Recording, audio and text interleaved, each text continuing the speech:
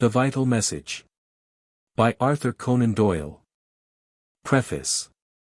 In The New Revelation, the first dawn of the coming change has been described. In The Vital Message, the sun has risen higher, and one sees more clearly and broadly what our new relations with the unseen may be. As I look into the future of the human race, I am reminded of how once, from amid the bleak chaos of rock and snow at the head of an alpine pass, I looked down upon the far-stretching view of Lombardy. Shimmering in the sunshine and extending in one splendid panorama of blue lakes and green rolling hills until it melted into the golden haze which draped the far horizon. Such a promised land is at our very feet which, when we attain it, will make our present civilization seem barren and uncouth. Already our vanguard is well over the pass. Nothing can now prevent us from reaching that wonderful land which stretches so clearly before those eyes which are open to see it. That stimulating writer, V.C. Desertus, has remarked that the second coming, which has always been timed to follow Armageddon, may be fulfilled not by a descent of the spiritual to us, but by the ascent of our material plane to the spiritual. And the blending of the two phases of existence. It is, at least, a fascinating speculation. But without so complete an overthrow of the partition walls as this would imply, we know enough already to assure ourselves of such a close approximation as will surely deeply modify all our views of science, of religion and of life. What form these changes may take and what the evidence is upon which they will be founded are briefly set forth in this volume. Arthur Conan Doyle. Crowborough. July, 1919. How do you find this book? Any thoughts about the book or the author? Any suggestion for improvement? Please take a moment to share your thoughts in a comment. If you like it, share it with your friends who might enjoy it as well. Subscribe to keep in touch. Visit CompleteAudiobooks.com for more quality content. Chapter 1. The Two Needful Readjustments. It has been our fate, among all the innumerable generations of mankind, to face the most frightful calamity that has ever befallen the world. There is a basic fact which cannot be denied, and should not be overlooked. For a most important deduction must immediately follow from it. That deduction is that we, who have borne the pains, shall also learn the lesson which they were intended to convey. If we do not learn it and proclaim it, then when can it ever be learned and proclaimed, since there can never again be such a spiritual plowing and harrowing in preparation for the seed? If our souls, wearied and tortured during these dreadful 5 years of self-sacrifice and suspense, can show no radical changes, then what souls will ever respond to a fresh influx of heavenly inspiration? In that case the state of the human race would indeed be hopeless, and never in all the coming centuries would there be any prospect of improvement. Why was this tremendous experience forced upon mankind? Surely it is a superficial thinker who imagines that the great designer of all things has set the whole planet in a ferment, and strained every nation to exhaustion, in order that this or that frontier be moved. Or some fresh combination be formed in the kaleidoscope of nations. No, the causes of the convulsion, and its objects, are more profound than that. They are essentially religious, not political. They lie far deeper than the national squabbles of the day. 1,000 years hence those national results may matter little, but the religious result will rule the world. That religious result is the reform of the decadent Christianity of today, its simplification, its purification, and its reinforcement by the facts of spirit communion and the clear knowledge of what lies beyond the exit door of death. The shock of the war was meant to rouse us to mental and moral earnestness, to give us the courage to tear away venerable shams. And to force the human race to realize and use the vast new revelation which has been so clearly stated and so abundantly proved, for all who will examine the statements and proofs with an open mind. Consider the awful condition of the world before this thunderbolt struck it. Could anyone, tracing back down the centuries and examining the record of the wickedness of man, find anything which could compare with the story of the nations during the last 20 years? Think of the condition of Russia during that time, with her brutal aristocracy and her drunken democracy, her murders on either side, her Siberian horrors, her Jew baitings and her corruption. Think of the figure of Leopold of Belgium, an incarnate devil who from motives of greed carried murder and torture through a large section of Africa, and yet was received in every court. And was eventually buried after a panegyric from a cardinal of the Roman Church, a church which had never once raised her voice against his diabolical career. Consider the similar crimes in the Putumayo, where British capitalists, if not guilty of outrage, can at least not be acquitted of having condoned it by their lethargy and trust in local agents. Think of Turkey and the recurrent massacres of her subject races. Think of the heartless grind of the factories everywhere, where work assumed a very different and more unnatural shape than the ancient labor of the fields. Think of the sensuality of many rich, the brutality of many poor, the shallowness of many fashionable, the coldness and deadness of religion, the absence anywhere of any deep, true spiritual impulse. Think, above all, of the organized materialism of Germany, the arrogance, the heartlessness, the negation of everything which one could possibly associate with the living spirit of Christ as evident in the utterances of Catholic bishops. Like Hartmann of Cologne, as in those of Lutheran pastors. Put all this together and say if the human race has ever presented a more unlovely aspect. When we try to find the brighter spots, they are chiefly where civilization, as apart from religion, has built up necessities for the community, such as hospitals, universities, and organized charities. As conspicuous in Buddhist Japan as in Christian Europe. We cannot deny that there has been much virtue, much gentleness, much spirituality in individuals. But the churches were empty husks, which contained no spiritual food for the human race, and had in the main ceased to influence its actions, save in the direction of soulless forms. This is not an overcolored picture. Can we not see, then, what was the inner reason for the war? Can we not understand that it was needful to shake mankind loose from gossip and pink teas, and sword worship, and Saturday night drunks, and self-seeking politics and theological quibbles, to wake them up and make them realize that they stand upon a narrow knife edge between two awful eternities, and that, here and now, they have to finish with make-beliefs. And with real earnestness and courage face those truths which have always been palpable where indolence, or cowardice, or vested interests have not obscured the vision. Let us try to appreciate what those truths are and the direction which reform must take. It is the new spiritual developments which predominate in my own thoughts, but there are two other great readjustments which are necessary before they can take their full effect. On the spiritual side I can speak with the force of knowledge from the beyond. On the other 2 points of reform, I make no such claim. The first is that in the Bible, which is the foundation of our present religious thought, we have bound together the living and the dead has tainted the living. A mummy and an angel are in most unnatural partnership.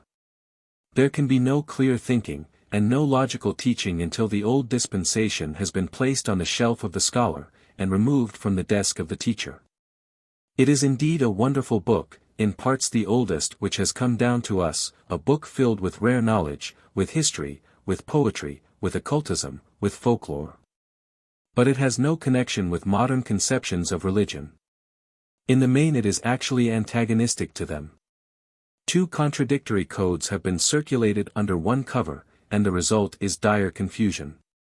The one is a scheme depending upon a special tribal god, intensely anthropomorphic and filled with rage, jealousy, and revenge. The conception pervades every book of the Old Testament. Even in the Psalms, which are perhaps the most spiritual and beautiful section, the psalmist, amid much that is noble, sings of the fearsome things which his God will do to his enemies. They shall go down alive into hell. There is the keynote of this ancient document, a document which advocates massacre, condones polygamy, accepts slavery, and orders the burning of so-called witches. Its Mosaic provisions have long been laid aside. We do not consider ourselves accursed if we fail to mutilate our bodies, if we eat forbidden dishes, fail to trim our beards, or wear clothes of two materials. But we cannot lay aside the provisions and yet regard the document as divine. No learned quibbles can ever persuade an honest earnest mind that that is right. One may say, everyone knows that that is the old dispensation, and is not to be acted upon. It is not true. It is continually acted upon, and always will be so long as it is made part of one sacred book.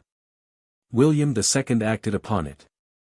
His German god which wrought such mischief in the world was the reflection of the dreadful being who ordered that captives be put under the harrow. The cities of Belgium were the reflection of the cities of Moab. Every hard-hearted brute in history, more especially in the religious wars, has found his inspiration in the Old Testament. Smite and spare not. An eye for an eye, how readily the texts spring to the grim lips of the murderous fanatic. Francis Honesty. Bartholomew's Night, Alva in the Lowlands, Tilly at Magdeburg, Cromwell at Drogheda, the Covenanters at Philiphaugh, the Anabaptists of Munster, and the early Mormons of Utah, all found their murderous impulses fortified from this unholy source. Its red trail runs through history. Even where the New Testament prevails, its teaching must still be dulled and clouded by its sterner neighbor.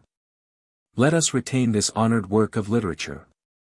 Let us remove the taint which poisons the very spring of our religious thought.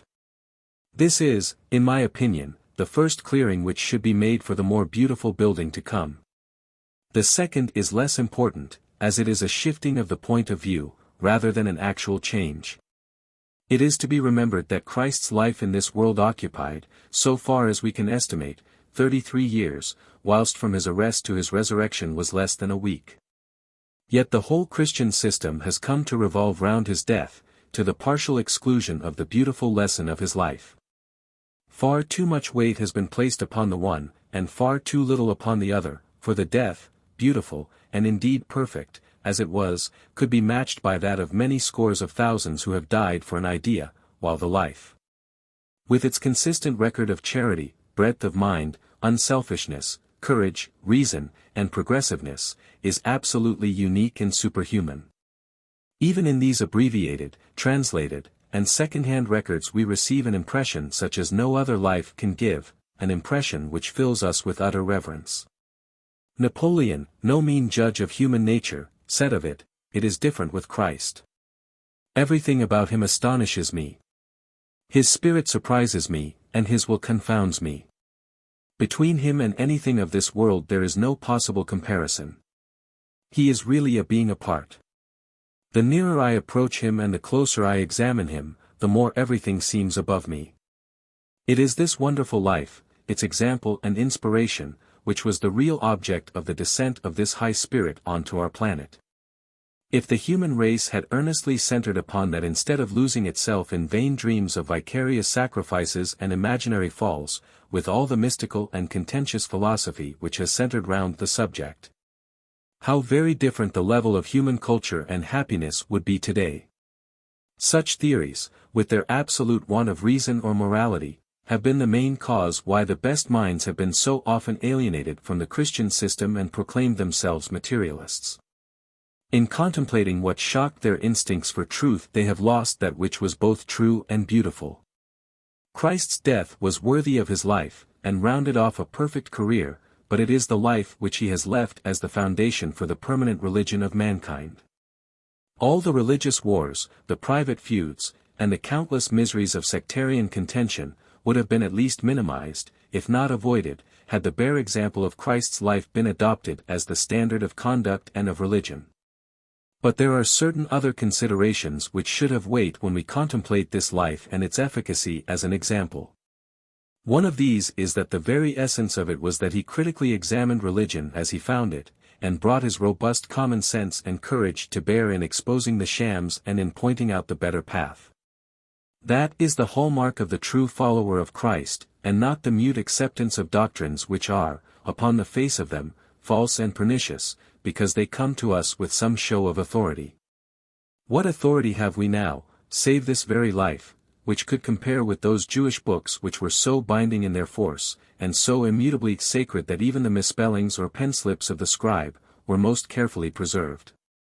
It is a simple obvious fact that if Christ had been orthodox, and had possessed what is so often praised as a childlike faith, there could have been no such thing as Christianity. Let reformers who love him take heart as they consider that they are indeed following in the footsteps of the Master, who has at no time said that the revelation which he brought, and which has been so imperfectly used, is the last which will come to mankind.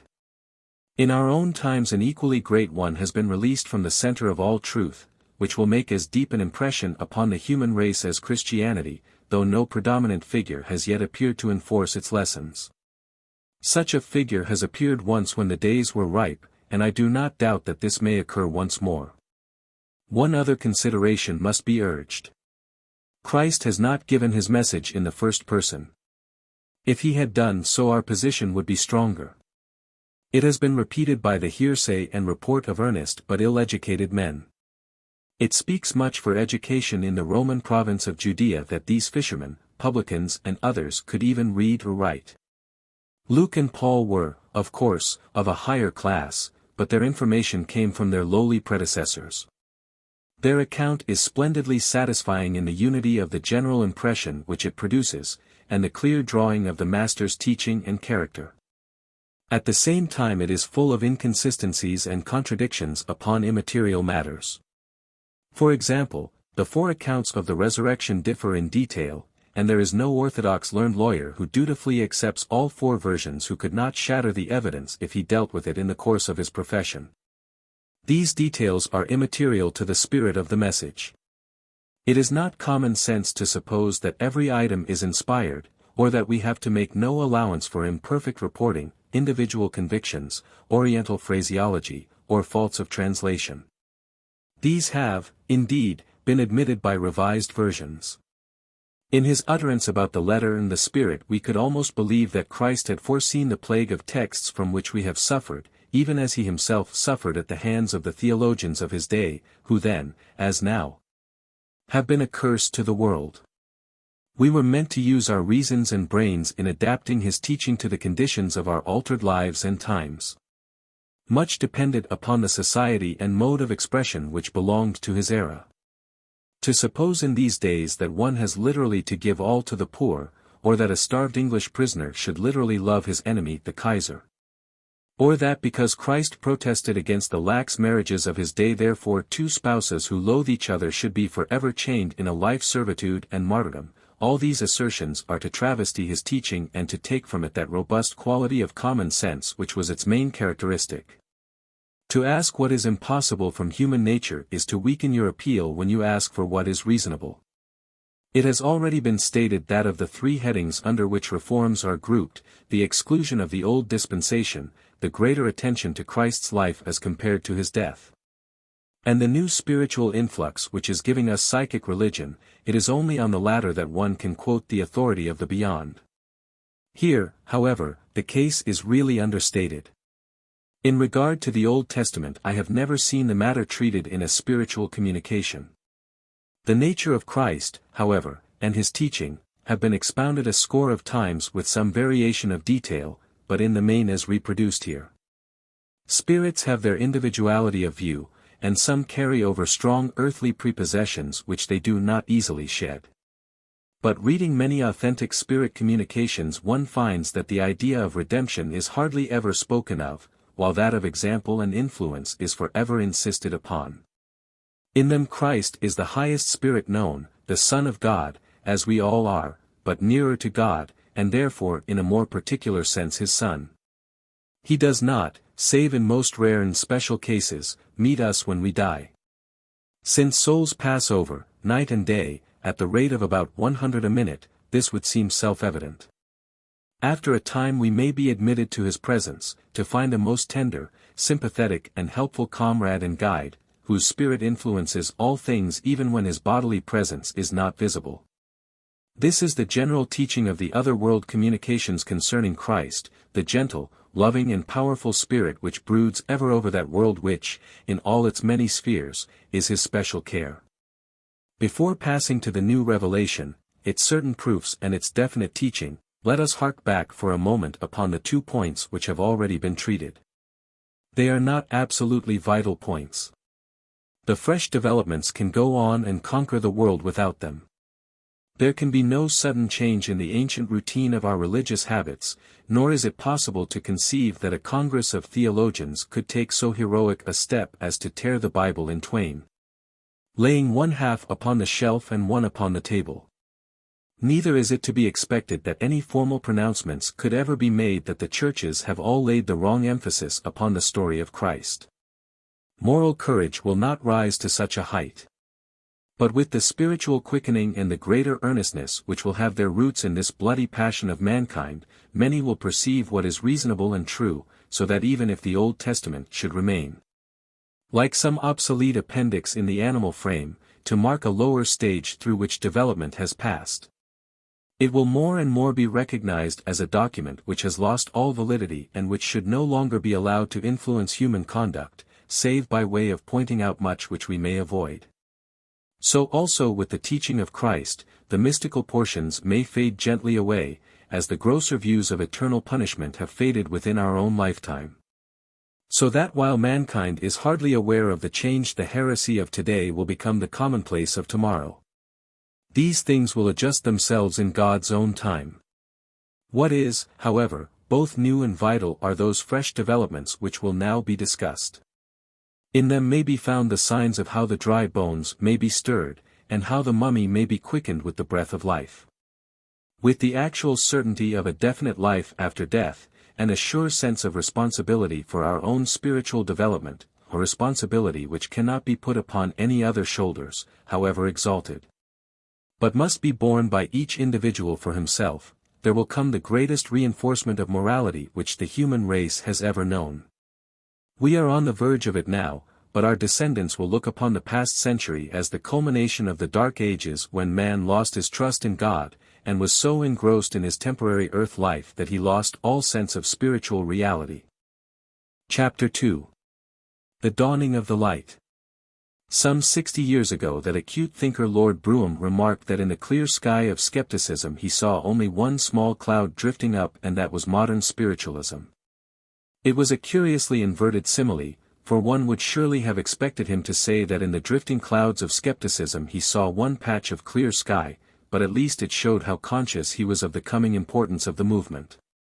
Ruskin, too, an equally agile mind, said that his assurance of immortality depended upon the observed facts of spiritualism. Scores, and indeed hundreds, of famous names could be quoted who have subscribed the same statement, and whose support would dignify any cause upon earth. They are the higher peaks who have been the first to catch the light, but the dawn will spread until none are too lowly to share it. Let us turn, therefore, and inspect this movement which is most certainly destined to revolutionize human thought and action as none other has done within the Christian era. We shall look at it both in its strength and in its weakness, for where one is dealing with what one knows to be true one can fearlessly insist upon the whole of the truth. The movement which is destined to bring vitality to the dead and cold religions has been called modern spiritualism. The modern is good, since the thing itself, in one form or another, is as old as history, and has always, however obscured by forms, been the red central glow in the depths of all religious ideas, permeating the Bible from end to end. But the word spiritualism has been so befouled by wicked charlatans, and so cheapened by many a sad incident, that one could almost wish that some such term as psychic religion would clear the subject of old prejudices, just as mesmerism, after many years of obloquy, was rapidly accepted when its name was changed to hypnotism. On the other hand, one remembers the sturdy pioneers who have fought under this banner, and who were prepared to risk their careers, their professional success, and even their reputation for sanity, by publicly asserting what they knew to be the truth. Their brave, unselfish devotion must do something to cleanse the name for which they fought and suffered. It was they who nursed the system which promises to be, not a new religion, it is far too big for that, but part of the common heritage of knowledge shared by the whole human race. Perfected spiritualism, however, will probably bear about the same relation to the spiritualism of 1850 as a modern locomotive to the bubbling little kettle which heralded the era of steam. It will end by being rather the proof and basis of all religions than a religion in itself. We have already too many religions, but too few proofs. Those first manifestations at Hydesville varied in no way from many of which we have record in the past, but the result arising from them differed very much, because, for the first time, it occurred to a human being not merely to listen to inexplicable sounds, and to fear them or marvel at them, but to establish communication with them.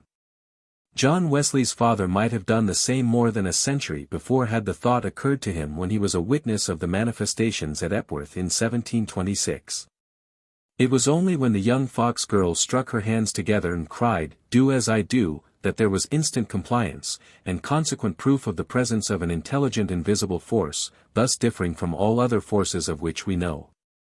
The circumstances were humble, and even rather sordid, upon both sides of the veil, human and spirit, yet it was, as time will more and more clearly show, one of the turning points of the world's history. Greater far than the fall of thrones or the rout of armies. Some artist of the future will draw the scene, the sitting room of the wooden, shack-like house, the circle of half-awed and half-critical neighbors, the child clapping her hands with upturned laughing face. The dark corner shadows where these strange new forces seem to lurk, forces often apparent, and now come to stay and to effect the complete revolution of human thought. We may well ask, why should such great results arise from such petty sources? So argued the high-browed philosophers of Greece and Rome when the outspoken Paul, with the fisherman Peter and his half-educated disciples, traversed all their learned theories, and with the help of women, slaves, and schismatic Jews, subverted their ancient creeds. One can but answer that Providence has its own way of attaining its results, and that it seldom conforms to our opinion of what is most appropriate. We have a larger experience of such phenomena now, and we can define with some accuracy what it was that happened at Hydesville in the year 1848. We know that these matters are governed by law and by conditions as much as any other phenomena of the universe, though at the moment it seemed to the public to be an isolated and irregular outburst. On the one hand, you had a material, earthbound spirit of a low order of development which needed a physical medium in order to be able to indicate its presence. On the other, you had that rare thing, a good physical medium. The result followed as surely as the flash follows when the electric battery and wire are both properly adjusted. Corresponding experiments, where effect, and cause duly follow, are being worked out at the present moment by Professor Crawford, of Belfast, as detailed in his 2 recent books, where he shows that there is an actual loss of weight of the medium in exact proportion to the physical phenomenon produced. The whole secret of mediumship on this material side appears to lie in the power, quite independent of oneself, of passively giving up some portion of one's bodily substance for the use of outside influences. Why should some have this power and some not? We do not know, nor do we know why one should have the ear for music and another not. Each is born in us, and each has little connection with our moral natures. At first it was only physical mediumship which was known, and public attention centered upon moving tables, automatic musical instruments, and other crude but obvious examples of outside influence, which were unhappily very easily imitated by rogues. Since then we have learned that there are many forms of mediumship, so different from each other that an expert at one may have no powers at all at the other. The automatic writer, the clairvoyant, the crystal seer, the trance speaker, the photographic medium, the direct voice medium, and others, are all, when genuine, the manifestations of one force, which runs through varied channels as it did in the gifts ascribed to the disciples. The unhappy outburst of roguery was helped, no doubt, by the need for darkness claimed by the early experimenters, a claim which is by no means essential, since the greatest of all mediums, D. Home, was able by the exceptional strength of his powers to dispense with it. At the same time the fact that darkness rather than light, and dryness rather than moisture, are helpful to good results has been abundantly manifested, and points to the physical laws which underlie the phenomena. The observation made long afterwards that wireless telegraphy, another etheric force, acts twice as well by night as by day, may corroborate the general conclusions of the early spiritualists. While their assertion that the least harmful light is red light has a suggestive analogy in the experience of the photographer. There is no space here for the history of the rise and development of the movement. It provoked warm adhesion and fierce opposition from the start. Professor Hare and Horace Greeley were among the educated minority who tested and endorsed its truth. It was disfigured by many grievous incidents, which may explain but does not excuse the perverse opposition which it encountered in so many quarters. This opposition was really largely based upon the absolute materialism of the age, which would not admit that there could exist at the present moment such conditions as might be accepted in the far past. When actually brought in contact with that life beyond the grave which they professed to believe in, these people winced, recoiled, and declared it impossible. The science of the day was also rooted in materialism, and discarded all its own very excellent axioms when it was faced by an entirely new and unexpected proposition. Faraday declared that in approaching a new subject one should make up one's mind a priori as to what is possible and what is not. Huxley said that the messages, even if true, interested him no more than the gossip of curates in a cathedral city. Darwin said, "God help us if we are to believe such things." Herbert Spencer declared against it, but had no time to go into it. At the same time, all science did not come so badly out of the ordeal.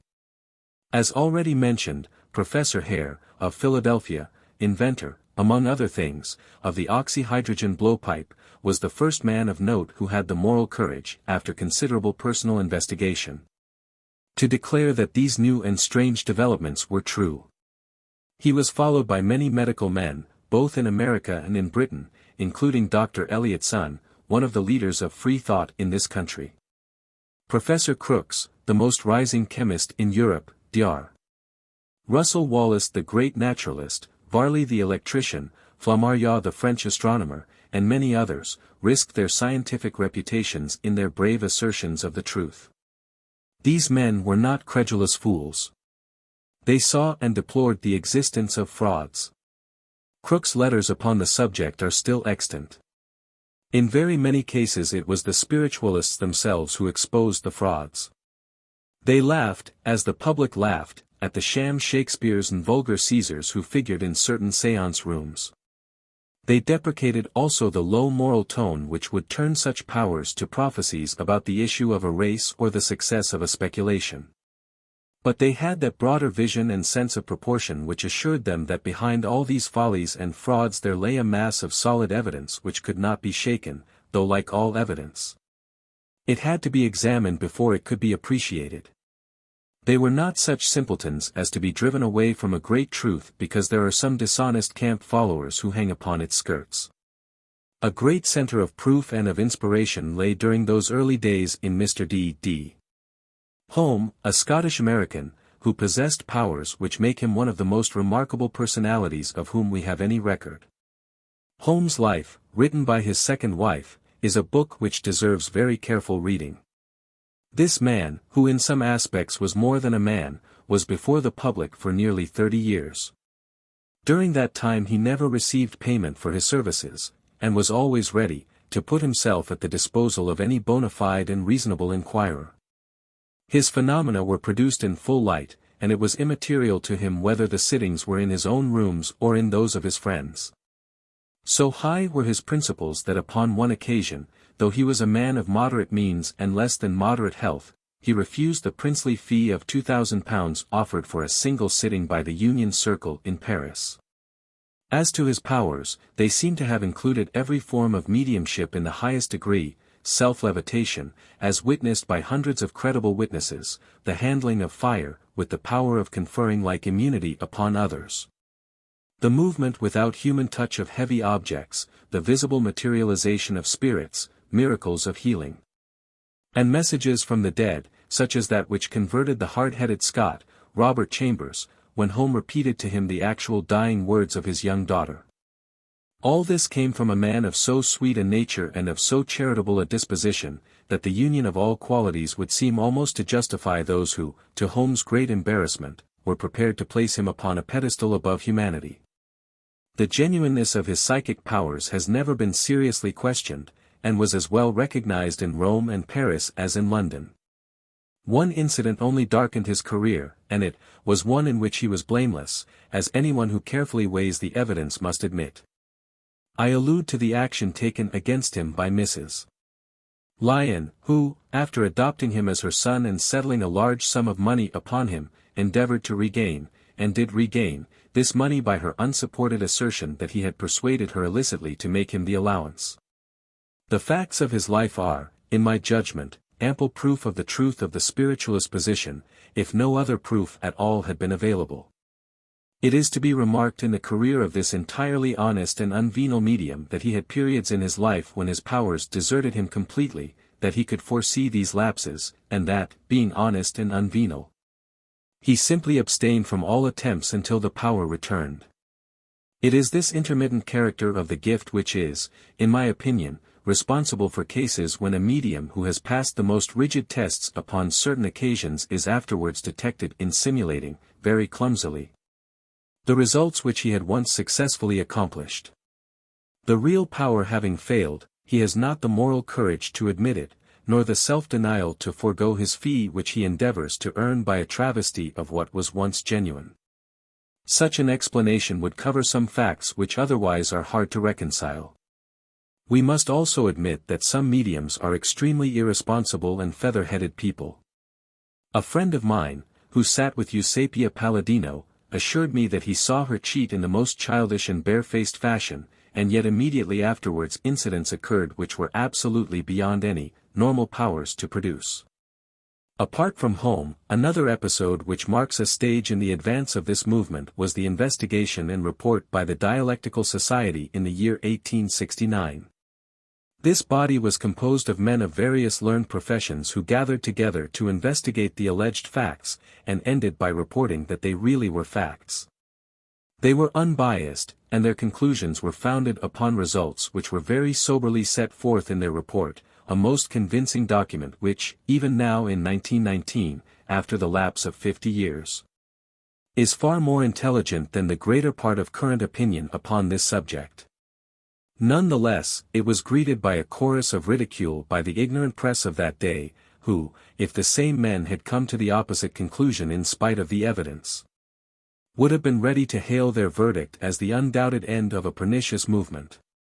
In the early days, about 1863, a book was written by Mrs. de Morgan, the wife of the well-known mathematician Professor de Morgan, entitled, From Matter to Spirit. There is a sympathetic preface by the husband. The book is still well worth reading, for it is a question whether anyone has shown greater brain power in treating the subject. In it the prophecy is made that as the movement develops the more material phenomena will decrease and their place be taken by the more spiritual, such as automatic writing. This forecast has been fulfilled, for though physical mediums still exist, the other more subtle forms greatly predominate, and call for far more discriminating criticism in judging their value and their truth. Two very convincing forms of mediumship, the direct voice and spirit photography, have also become prominent. Each of these presents such proof that it is impossible for the skeptic to face them, and he can only avoid them by ignoring them. In the case of the direct voice, one of the leading exponents is Mrs. French, an amateur medium in America, whose work is described both by Mr. Funk and Mr. Randall. She is a frail elderly lady, yet in her presence the most masculine and robust voices make communications, even when her own mouth is covered. I have myself investigated the direct voice in the case of 4 different mediums, 2 of them amateurs, and can have no doubt of the reality of the voices, and that they are not the effect of ventriloquism. I was more struck by the failures than by the successes, and cannot easily forget the passionate pantings with which some entity strove hard to reveal his identity to me, but without success. One of these mediums was tested afterwards by having the mouth filled with colored water, but the voice continued as before. As to spirit photography, the most successful results are obtained by the Crew Circle in England, under the mediumship of Mr. Hope and Mrs. Buxton. I have seen scores of these photographs, which in several cases reproduce exact images of the dead which do not correspond with any pictures of them taken during life. I have seen father, mother, and dead soldier son, all taken together with the dead son looking far the happier and not the least substantial of the 3. It is in these varied forms of proof that the impregnable strength of the evidence lies, for how absurd do explanations of telepathy, unconscious cerebration or cosmic memory become when faced by such phenomena as spirit photography, materialization, or the direct voice. Only one hypothesis can cover every branch of these manifestations, and that is the system of extraneous life and action which has always, for 70 years, held the field for any reasonable mind which had impartially considered the facts. I have spoken of the need for careful and cool-headed analysis in judging the evidence where automatic writing is concerned. One is bound to exclude spirit explanations until all natural ones have been exhausted. Though I do not include among natural ones the extreme claims of far-fetched telepathy such as that another person can read in your thoughts things of which you were never yourself aware. Such explanations are not explanations, but mystifications and absurdities, though they seem to have a special attraction for a certain sort of psychical researcher, who is obviously destined to go on researching to the end of time, without ever reaching any conclusion save that of the patience of those who try to follow his reasoning. To give a good example of valid automatic script, chosen out of many which I could quote, I would draw the reader's attention to the facts as to the excavations at Glastonbury, as detailed in The Gate of Remembrance, by Mr. Bligh Bond. Mr. Bligh Bond, by the way, is not a spiritualist, but the same cannot be said of the writer of the automatic script, an amateur medium, who was able to indicate the secrets of the buried abbey, which were proved to be correct and the ruins were uncovered. I can truly say that, though I have read much of the old monastic life, it has never been brought home to me so closely as by the messages and descriptions of dear old brother Johannes. The earthbound spirit, earthbound by his great love for the old abbey in which he had spent his human life. This book, with its practical sequel, may be quoted as an excellent example of automatic writing at its highest, for what telepathic explanation can cover the detailed description of objects which lie unseen by any human eye? It must be admitted, however, that in automatic writing you are at one end of the telephone, if one may use such a simile, and you have no assurance as to who is at the other end. You may have wildly false messages suddenly interpolated among truthful ones, messages so detailed in their mendacity that it is impossible to think that they are not deliberately false. When once we have accepted the central fact that spirits change little in essentials when leaving the body, and that in consequence the world is infested by many low and mischievous types, one can understand that these untoward incidents are rather a confirmation of spiritualism than an argument against it. Personally, I have received and have been deceived by several such messages. At the same time I can say that after an experience of 30 years of such communications I have never known a blasphemous, an obscene or an unkind sentence come through. I admit, however, that I have heard of such cases. Like attracts like, and one should know one's human company before one joins in such intimate and reverent rites. In clairvoyance the same sudden inexplicable deceptions appear. I have closely followed the work of one female medium, a professional, whose results are so extraordinarily good that in a favorable case she will give the full names of the deceased as well as the most definite and convincing test messages. Yet among this splendid series of results I have notes of several in which she was a complete failure and absolutely wrong upon essentials. How can this be explained? We can only answer that conditions were obviously not propitious, but why or how are among the many problems of the future. It is a profound and most complicated subject, however easily it may be settled by the ridiculous nonsense school of critics.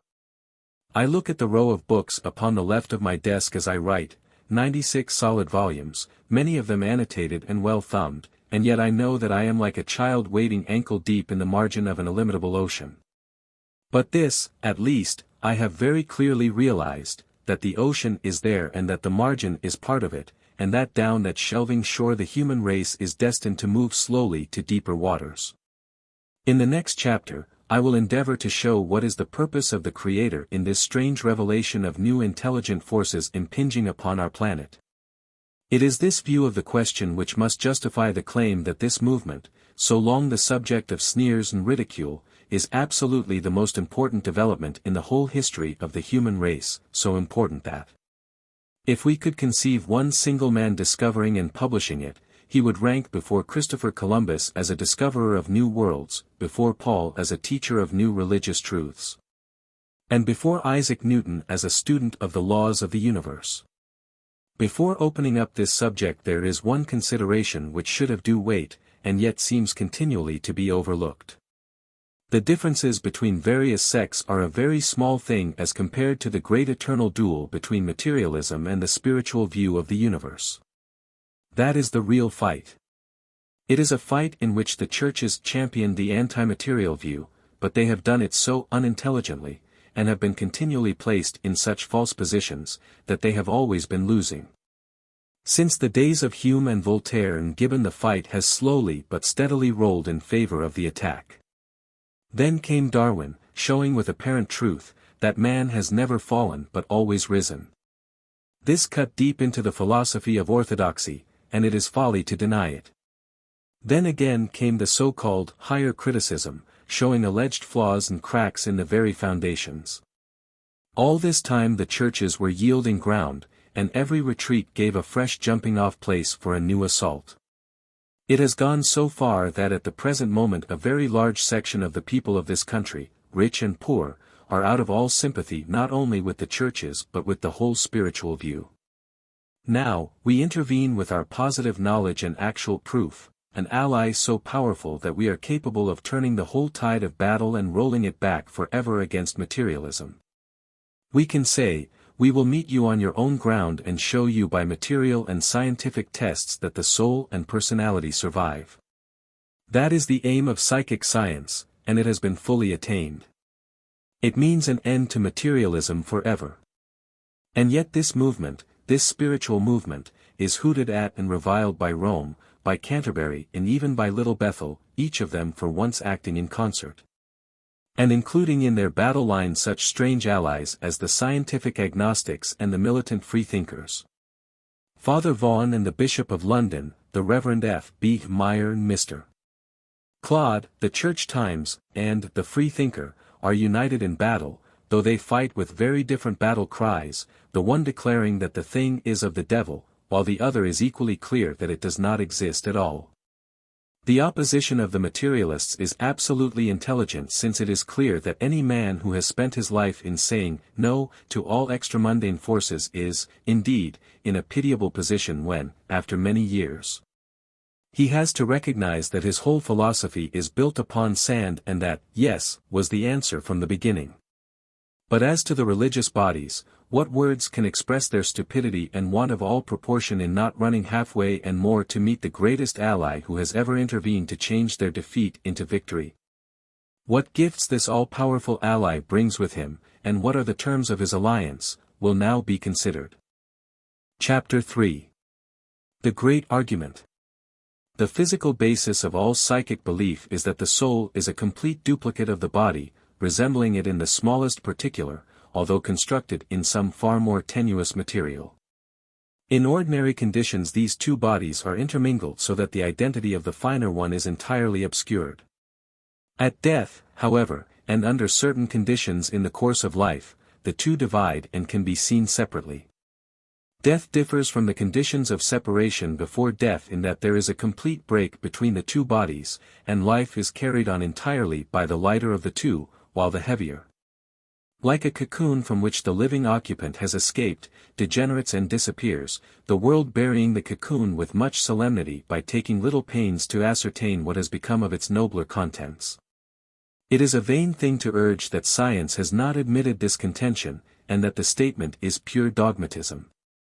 The science which has not examined the facts has, it is true, not admitted the contention, but its opinion is manifestly worthless, or at the best of less weight than that of the humblest student of psychic phenomena. The real science which has examined the facts is the only valid authority, and it is practically unanimous. I have made personal appeals to at least one great leader of science to examine the facts, however superficially, without any success, while Sir William Crookes appealed to Sir George Stokes, the Secretary of the Royal Society, one of the most bitter opponents of the movement, to come down to his laboratory and see the psychic force at work, but he took no notice. What weight has science of that sort? It can only be compared to that theological prejudice which caused the ecclesiastics in the days of Galileo to refuse to look through the telescope which he held out to them. It is possible to write down the names of 50 professors in great seats of learning who have examined and endorsed these facts. And the list would include many of the greatest intellects which the world has produced in our time, Flammarion and Lombroso, Charles Richer and Russell Wallace, Willy Reichel, Myers, Zollner, James, Lodge and Crookes. Therefore the facts have been endorsed by the only science that has the right to express an opinion. I have never, in my 30 years of experience, known one single scientific man who went thoroughly into this matter and did not end by accepting the spiritual solution. Such may exist, but I repeat that I have never heard of him. Let us, then, with confidence examine this matter of the spiritual body, to use the term made classical by St. Paul. There are many signs in his writings that Paul was deeply versed in psychic matters, and one of these is his exact definition of the natural and spiritual bodies in the service which is the final farewell to life of every Christian. Paul picked his words, and if he had meant that man consisted of a natural body and a spirit he would have said so. When he said, a spiritual body, he meant a body which contained the spirit and yet was distinct from the ordinary natural body. That is exactly what psychic science has now shown to be true. When a man has taken hashish or certain other drugs, he not infrequently has the experience that he is standing or floating beside his own body, which he can see stretched senseless upon the couch. So also under anesthetics, particularly under laughing gas, many people are conscious of a detachment from their bodies, and of experiences at a distance. I have myself seen very clearly my wife and children inside a cab while I was senseless in the dentist's chair. Again, when a man is fainting or dying, and his system in an unstable condition, it is asserted in very many definite instances that he can, and does, manifest himself to others at a distance. These phantasms of the living, which have been so carefully explored and docketed by Messrs. Myers and Gurney, ran into hundreds of cases. Some people claim that by an effort of will they can, after going to sleep, propel their own doubles in the direction which they desire, and visit those whom they wish to see. Thus there is a great volume of evidence, how great no man can say who has not spent diligent years in exploring it, which vouches for the existence of this finer body containing the precious jewels of the mind and spirit, and leaving only gross confused animal functions in its heavier companion. Mr. Funk, who is a critical student of psychic phenomena, and also the joint compiler of the Standard American Dictionary, narrates a story in point which could be matched from other sources. He tells of an American doctor of his acquaintance, and he vouches personally for the truth of the incident. This doctor, in the course of a cataleptic seizure in Florida, was aware that he had left his body, which he saw lying beside him. He had none the less preserved his figure and his identity. The thought of some friend at a distance came into his mind, and after an appreciable interval he found himself in that friend's room, halfway across the continent. He saw his friend, and was conscious that his friend saw him. He afterwards returned to his own room, stood beside his own senseless body, argued within himself whether he should reoccupy it or not, and finally, duty overcoming inclination, he merged his two frames together and continued his life. A letter from him to his friend explaining matters crossed a letter from the friend, in which he told how he also had been aware of his presence. The incident is narrated in detail in Mr. Funk's Psychic Riddle. I do not understand how any man can examine the many instances coming from various angles of approach without recognizing that there really is a second body of this sort, which incidentally goes far to account for all stories, sacred or profane, of ghosts, apparitions and visions. Now, what is this second body, and how does it fit into modern religious revelation? What it is a difficult question, and yet when science and imagination unite, as Tyndall said they should unite, to throw a searchlight into the unknown, they may produce a beam sufficient to outline vaguely what will become clearer with the future advance of our race. Science has demonstrated that while ether pervades everything, the ether which is actually in a body is different from the ether outside it. Bound ether is the name given to this, which Fresnel and others have shown to be denser. Now, if this fact be applied to the human body, the result would be that, if all that is visible of that body were removed, there would still remain a complete and absolute mold of the body, formed in bound ether which would be different from the ether around it. This argument is more solid than mere speculation, and it shows that even the soul may come to be defined in terms of matter and is not altogether such stuff as dreams are made of. It has been shown that there is some good evidence for the existence of this second body apart from psychic religion, but to those who have examined that religion it is the center of the whole system, sufficiently real to be recognized by clairvoyance, to be heard by clairaudience, and even to make an exact impression upon a photographic plate. Of the latter phenomenon, of which I have had some very particular opportunities of judging, I have no more doubt than I have of the ordinary photography of commerce.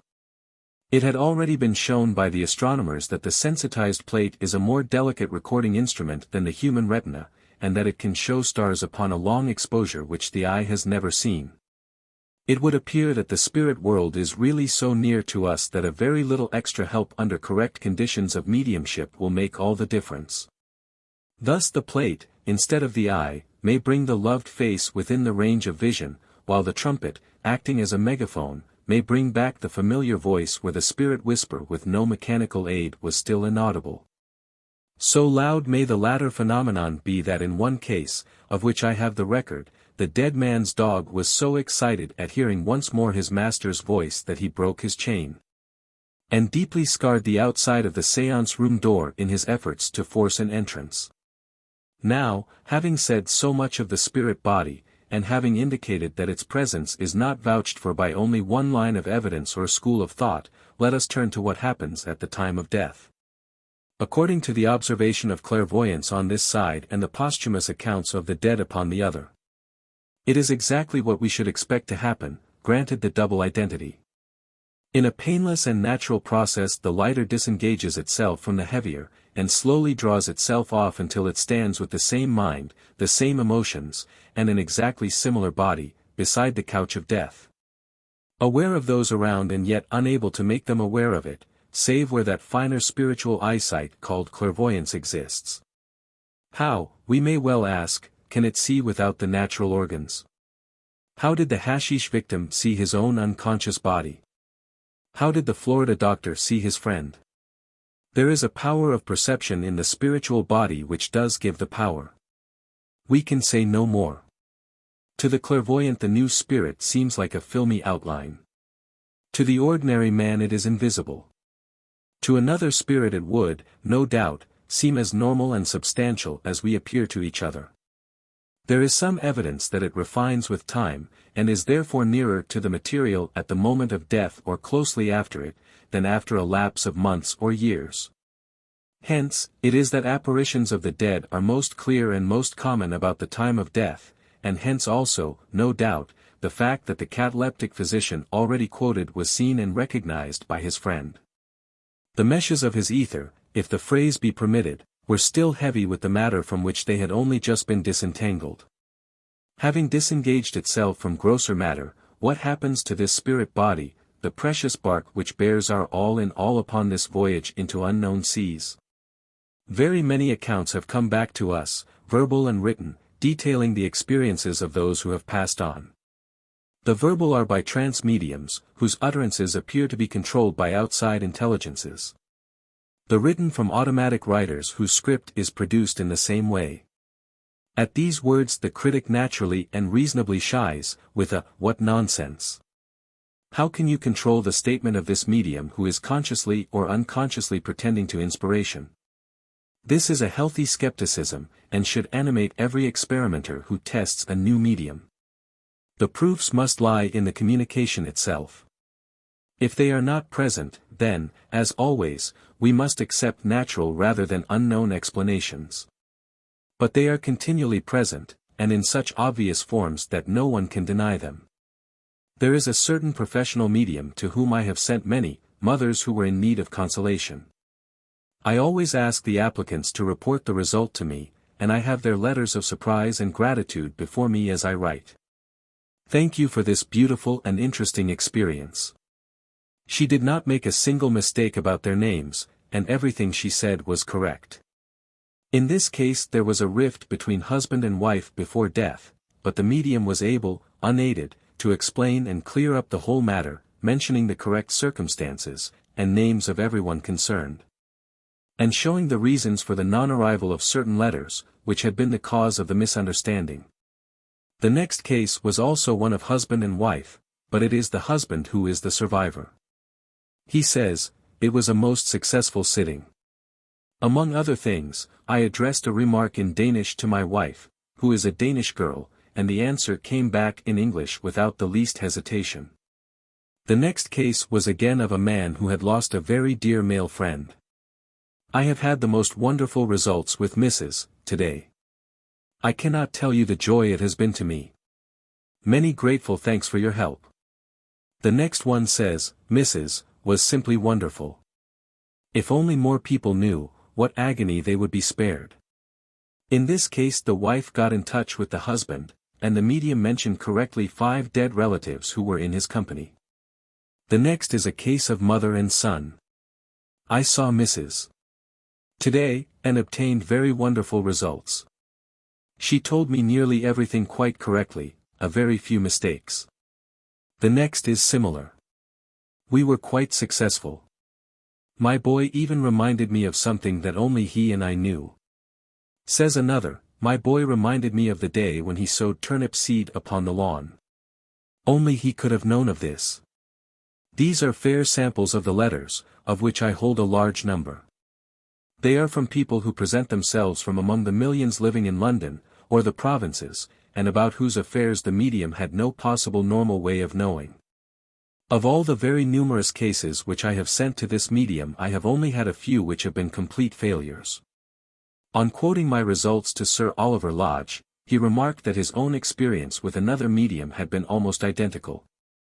It is no exaggeration to say that our British telephone systems would probably give a larger proportion of useless calls.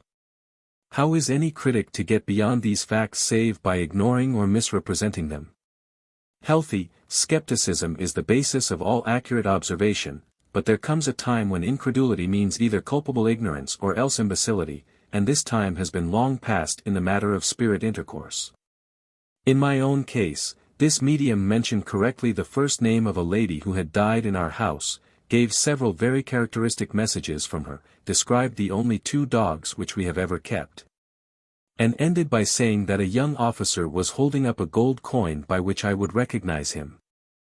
I had lost my brother-in-law, an army doctor, in the war, and I had given him a spade guinea for his first fee, which he always wore on his chain.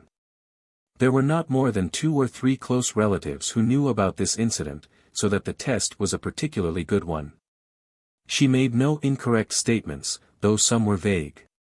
After I had revealed the identity of this medium, several pressmen attempted to have test séances with her, a test séance being, in most cases, a séance which begins by breaking every psychic condition and making success most improbable. One of these gentlemen, Mr. Ulysses Rogers, had very fair results. Another sent from Truth had complete failure. It must be understood that these powers do not work from the medium, but through the medium, and that the forces in the beyond have not the least sympathy with a smart young pressman in search of clever copy. While they have a very different feeling to a bereaved mother who prays with all her broken heart that some assurance may be given her that the child of her love is not gone from her forever. When this fact is mastered, and it is understood that stand and deliver methods only excite gentle derision on the other side, we shall find some more intelligent manner of putting things of the spirit to the proof. 3. I have dwelt upon these results, which could be matched by other mediums, to show that we have solid and certain reasons to say that the verbal reports are not from the mediums themselves. Readers of Arthur Hill's Psychical Investigations will find many even more convincing cases. So in the written communications, I have in a previous paper pointed to the Gate of Remembrance case, but there is a great mass of material which proves that, in spite of mistakes and failures, there really is a channel of communication. Fitful and evasive sometimes, but entirely beyond coincidence or fraud. These, then, are the usual means by which we receive psychic messages, though table tilting, Ouija boards, glasses upon a smooth surface, or anything which can be moved by the vital animal magnetic force already discussed will equally serve the purpose. Often information is conveyed orally or by writing which could not have been known to anyone concerned. Mr.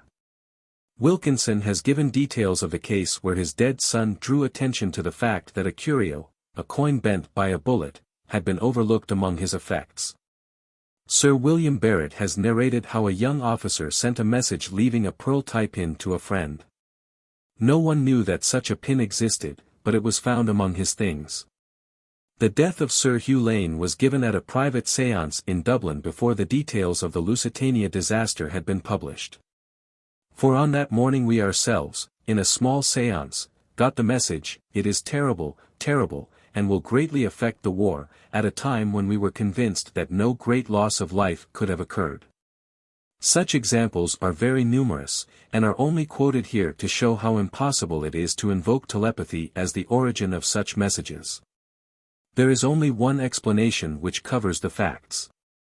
They are what they say they are, messages from those who have passed on, from the spiritual body which was seen to rise from the deathbed, which has been so often photographed, which pervades all religion in every age, and which has been able, under proper circumstances, to materialize back into a temporary solidity so that it could walk and talk like a mortal, whether in Jerusalem 2,000 years ago, or in the laboratory of Mr. Crookes, in Mornington Road, London. Let us for a moment examine the facts in this Crookes episode. A small book exists which describes them, though it is not as accessible as it should be. In these wonderful experiments, which extended over several years, Miss Florrie Cook, who was a young lady of from 16 to 18 years of age, was repeatedly confined in Professor Crookes' study, the door being locked on the inside. Here she lay unconscious upon a couch. The spectators assembled in the laboratory, which was separated by a curtained opening from the study. After a short interval, through this opening there emerged a lady who was in all ways different from Miss Cook. She gave her earth name as Katy King, and she proclaimed herself to be a materialized spirit, whose mission it was to carry the knowledge of immortality to mortals. She was of great beauty of face, figure, and manner. She was 4.5 inches taller than Miss Cook, fair, whereas the latter was dark, and as different from her as one woman could be from another. Her pulse rate was markedly slower.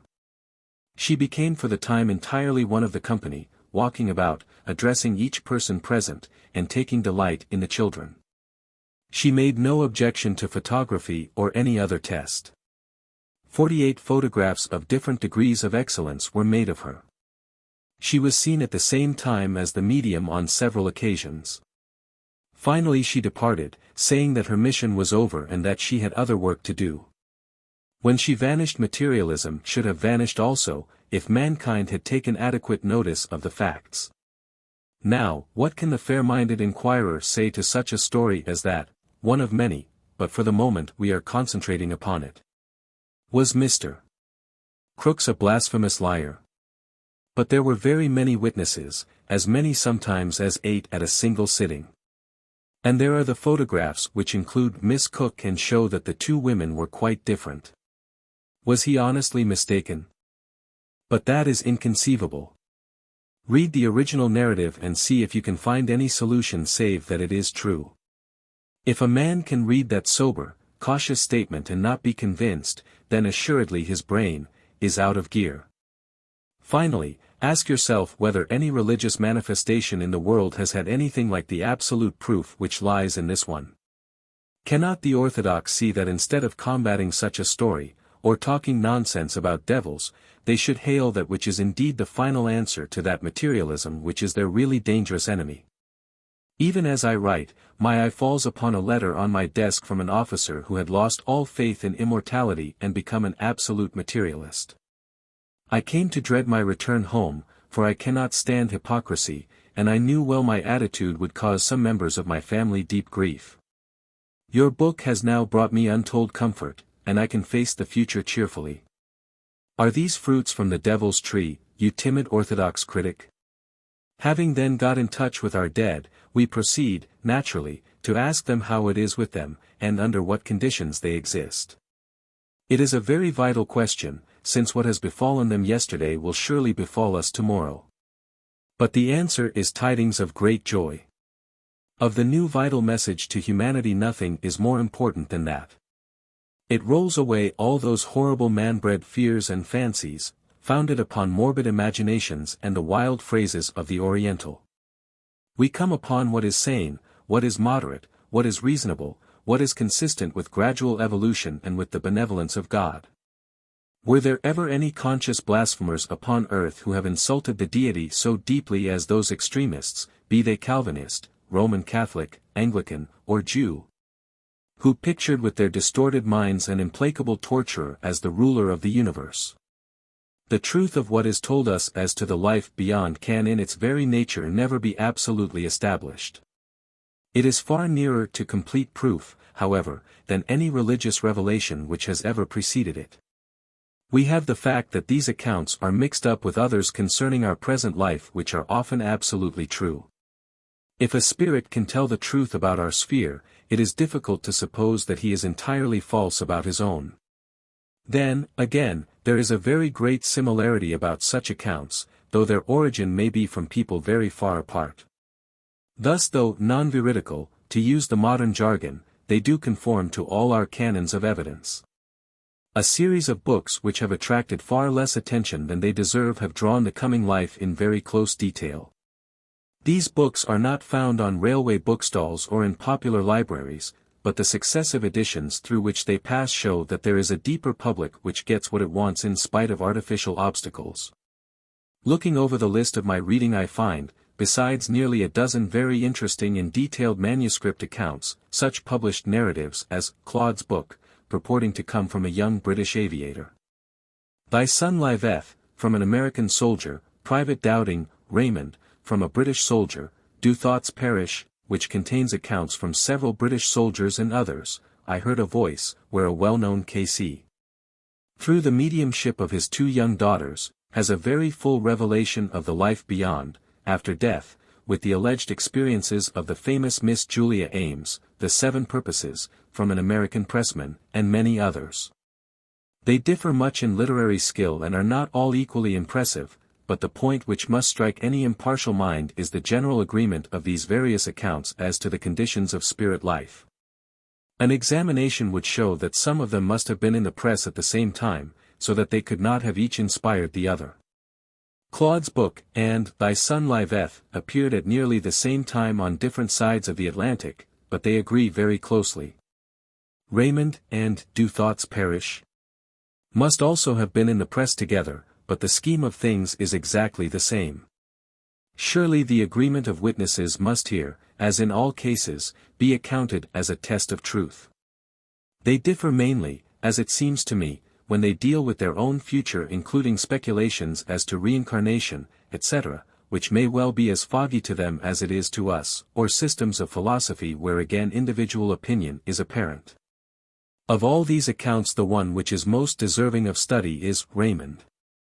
This is so because it has been compiled from several famous mediums working independently of each other, and has been checked and chronicled by a man who is not only one of the foremost scientists of the world, and probably the leading intellectual force in Europe, but one who has also had a unique experience of the precautions necessary for the observation of psychic phenomena. The bright and sweet nature of the young soldier upon the other side, and his eagerness to tell of his experience is also a factor which will appeal to those who are already satisfied as to the truth of the communications. For all these reasons it is a most important document. Indeed, it would be no exaggeration to say that it is one of the most important in recent literature. It is, as I believe, an authentic account of the life in the beyond, and it is often more interesting from its sidelights and reservations than for its actual assertions, though the latter bear the stamp of absolute frankness and sincerity. The compilation is in some ways faulty. Sir Oliver has not always the art of writing so as to be understanded of the people, and his deeper and more weighty thoughts get in the way of the clear utterances of his son. Then again, in his anxiety to be absolutely accurate, Sir Oliver has reproduced the fact that sometimes Raymond is speaking direct, and sometimes the control is reporting what Raymond is saying, so that the same paragraph may turn several times from the first person to the third in a manner which must be utterly unintelligible to those who are not versed in the subject. Sir Oliver will, I am sure, not be offended if I say that, having satisfied his conscience by the present edition, he should now leave it for reference, and put forth a new one which should contain nothing but the words of Raymond and his spirit friends. Such a book, published at a low price, would, I think, have an amazing effect, and get all this new teaching to the spot that God has marked for it, the minds and hearts of the people. So much has been said here about mediumship that perhaps it would be well to consider this curious condition a little more closely. The question of mediumship, what it is and how it acts, is one of the most mysterious in the whole range of science. It is a common objection to say if our dead are there, why should we only hear of them through people by no means remarkable for moral or mental gifts, who are often paid for their ministration. It is a plausible argument, and yet when we receive a telegram from a brother in Australia we do not say, "It is strange that Tom should not communicate with me direct," but that the presence of that half-educated fellow in the telegraph office should be necessary. The medium is in truth a mere passive machine, clerk and telegraph in one. Nothing comes from him. Every message is through him. Why he or she should have the power more than anyone else is a very interesting problem.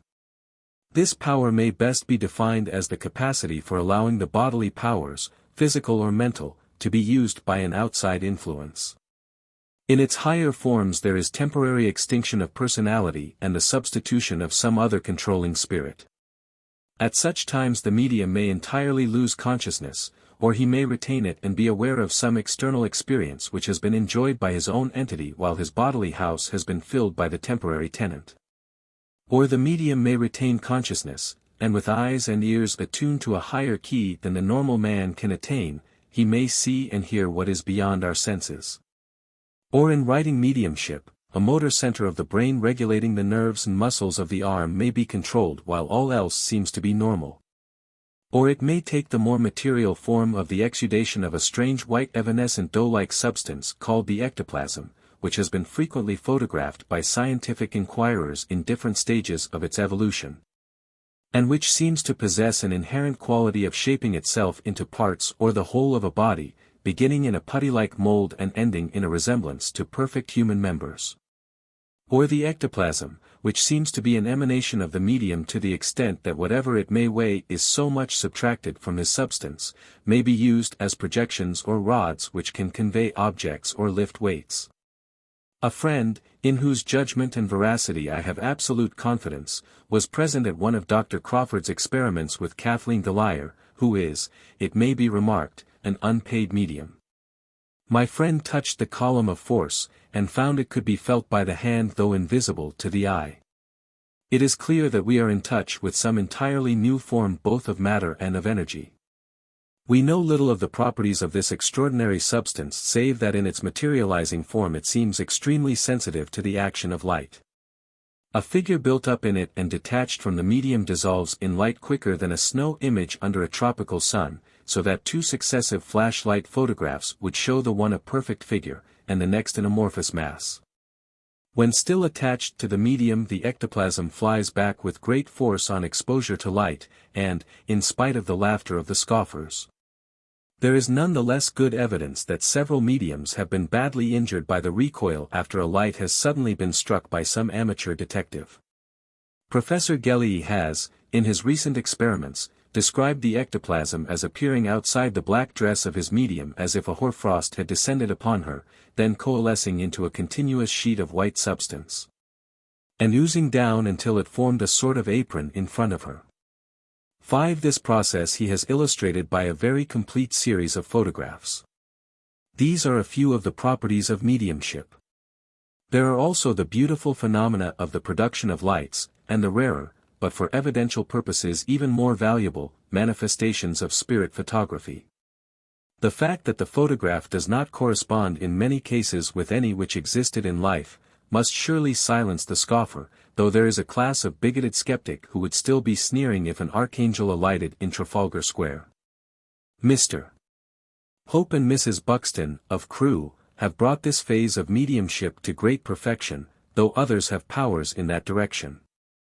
Indeed, in some cases it is difficult to say who the medium may have been, for in one collective family group which was taken in the ordinary way, and was sent me by a master in a well-known public school, the young son who died has appeared in the plate seated between his two little brothers. As to the personality of mediums, they have seemed to me to be very average specimens of the community, neither markedly better nor markedly worse. I know many, and I have never met anything in the least like Sludge, a poem which Browning might be excused for writing in some crisis of domestic disagreement, but which it was inexcusable to republish since it is admitted to be a concoction, and the exposure described to have been imaginary. The critic often uses the term medium as if it necessarily meant a professional, whereas every investigator has found some of his best results among amateurs. In the two finest seances I ever attended, the psychic, in each case a man of moderate means, was resolutely determined never directly or indirectly to profit by his gift, though it entailed very exhausting physical conditions. I have not heard of a clergyman of any denomination who has attained such a pitch of altruism, nor is it reasonable to expect it.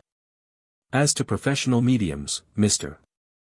Wout Peters, one of the most famous, is a diligent collector of old books and an authority upon the Elizabethan drama, while Mr.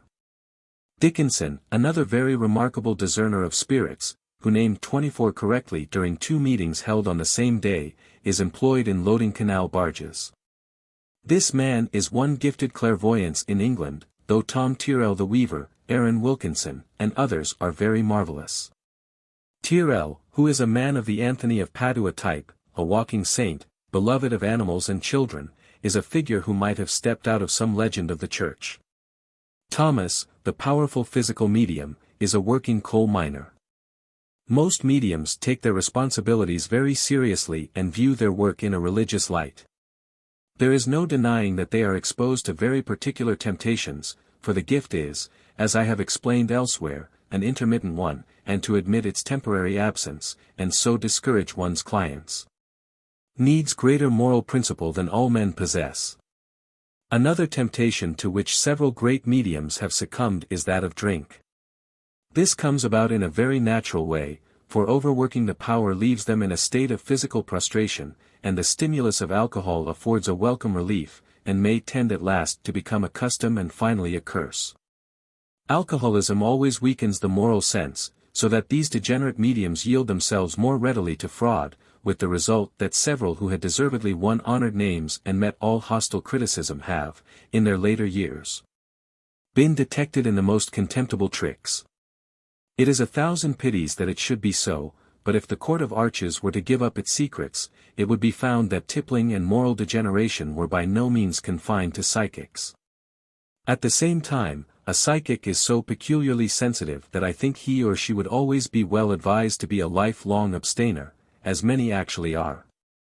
As to the method by which they attain their results, they have, when in the trance state, no recollection. In the case of normal clairvoyance and clairaudience, the information comes in different ways.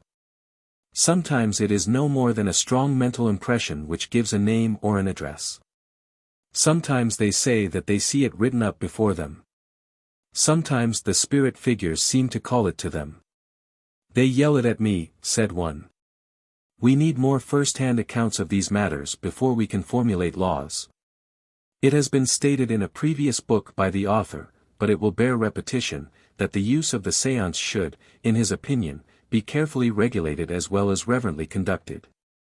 Having once satisfied himself of the absolute existence of the unseen world, and of its proximity to our own, the inquirer has got the great gift which psychical investigation can give him. And thenceforth he can regulate his life upon the lines which the teaching from beyond has shown to be the best.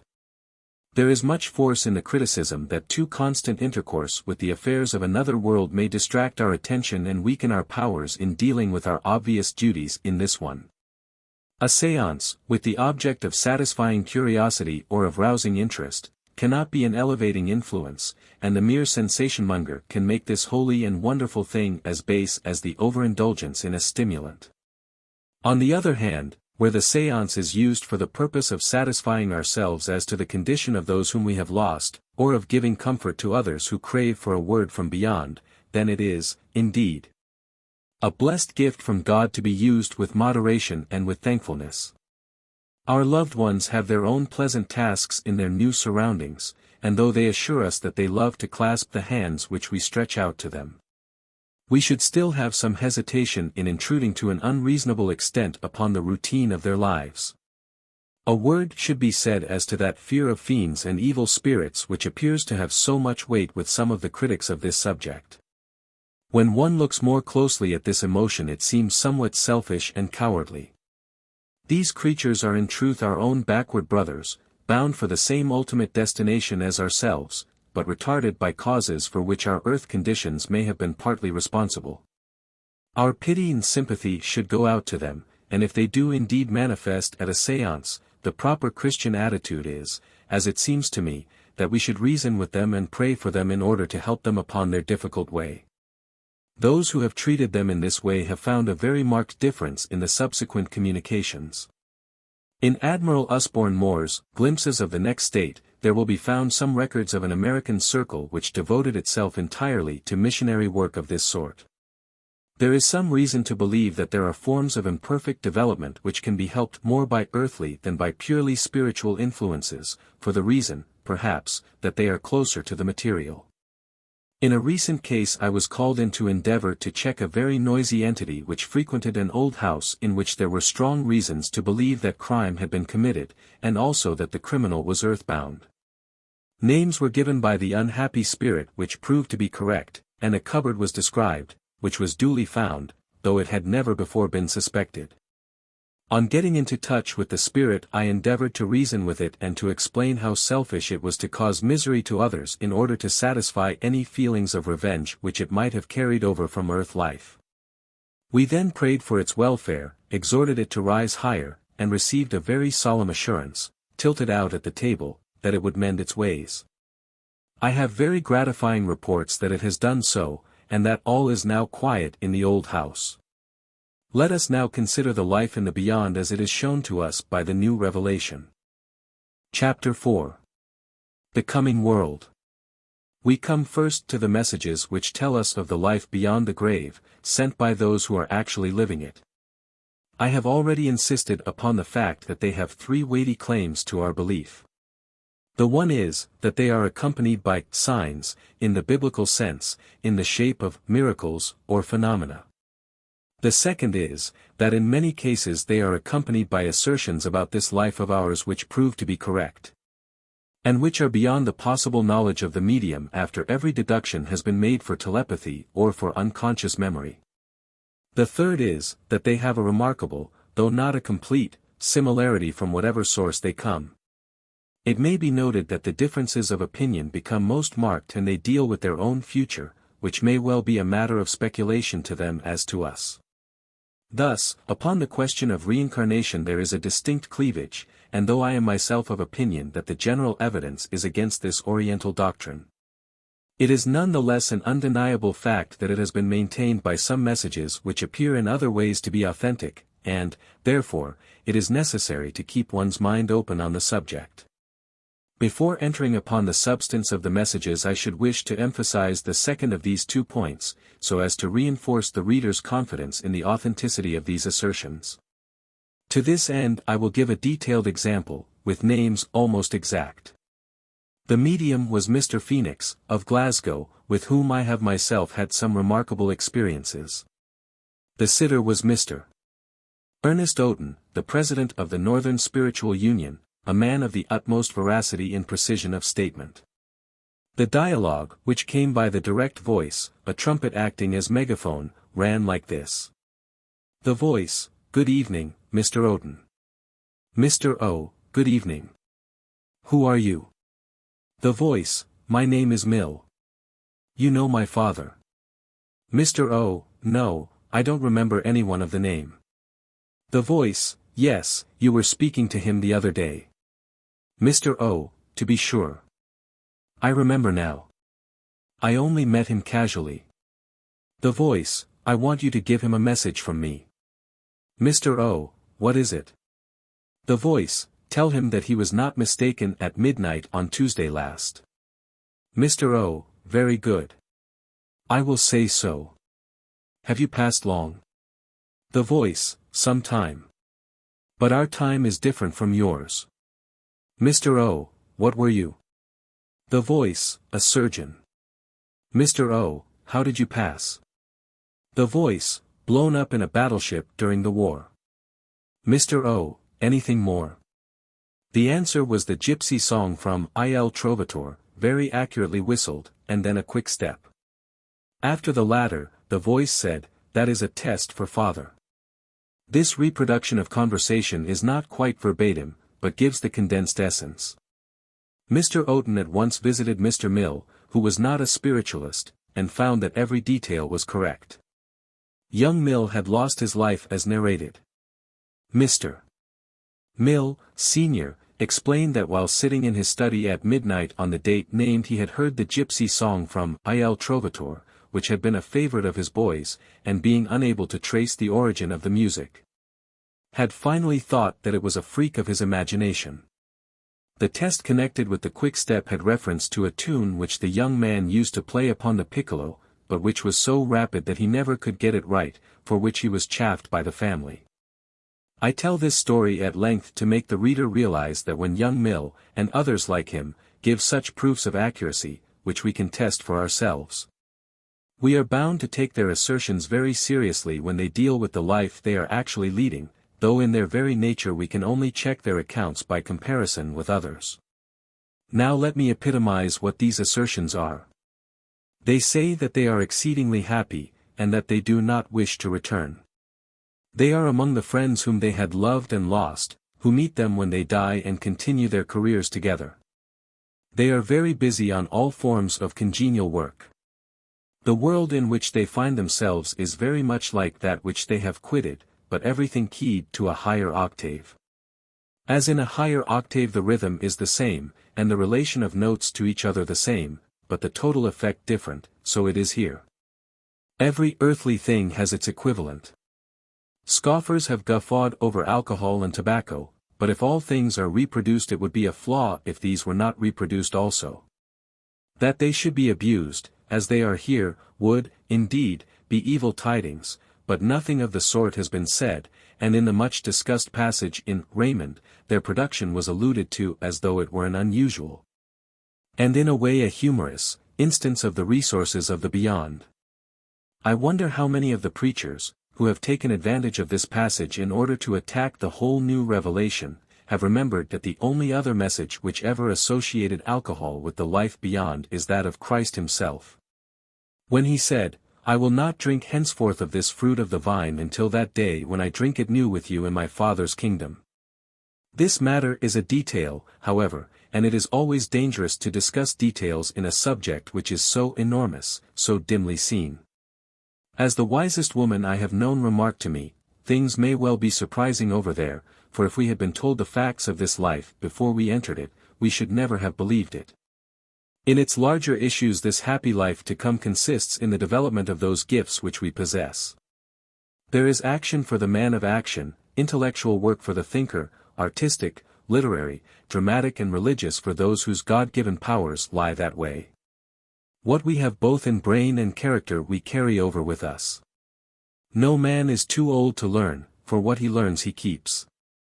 There is no physical side to love and no childbirth, though there is close union between those married people who really love each other, and, generally, there is deep sympathetic friendship and comradeship between the sexes. Every man or woman finds a soul mate sooner or later. The child grows up to the normal, so that the mother who lost a babe of 2 years old, and dies herself 20 years later finds a grown-up daughter of 22 awaiting her coming. Age, which is produced chiefly by the mechanical presence of lime in our arteries, disappears, and the individual reverts to the full normal growth and appearance of completed man, or womanhood. Let no woman mourn her lost beauty, and no man his lost strength or weakening brain. It all awaits them once more upon the other side. Nor is any deformity or bodily weakness there, for all is normal and at its best. Before leaving this section of the subject, I should say a few more words upon the evidence as it affects the etheric body. This body is a perfect thing. This is a matter of consequence in these days when so many of our heroes have been mutilated in the wars. One cannot mutilate the etheric body, and it remains always intact. The first words uttered by a returning spirit in the recent experience of Dr. Abraham Wallace were, "I have got my left arm again." The same applies to all birthmarks, deformities, blindness, and other imperfections. None of them are permanent, and all will vanish in that happier life that awaits us. Such is the teaching from the beyond, that a perfect body waits for each. But, says the critic, what then of the clairvoyant descriptions, or the visions where the aged father is seen, clad in the old-fashioned garments of another age, or the grandmother with crinoline and chignon? Are these the habiliments of heaven? Such visions are not spirits, but they are pictures which are built up before us or shot by spirits into our brains or those of the seer for the purposes of recognition. Hence the grey hair and hence the ancient garb. When a real spirit is indeed seen, it comes in another form to this, where the flowing robe, such as has always been traditionally ascribed to the angels, is a vital thing which, by its very color and texture, proclaims the spiritual condition of the wearer, and is probably a condensation of that aura which surrounds us upon earth. It is a world of sympathy.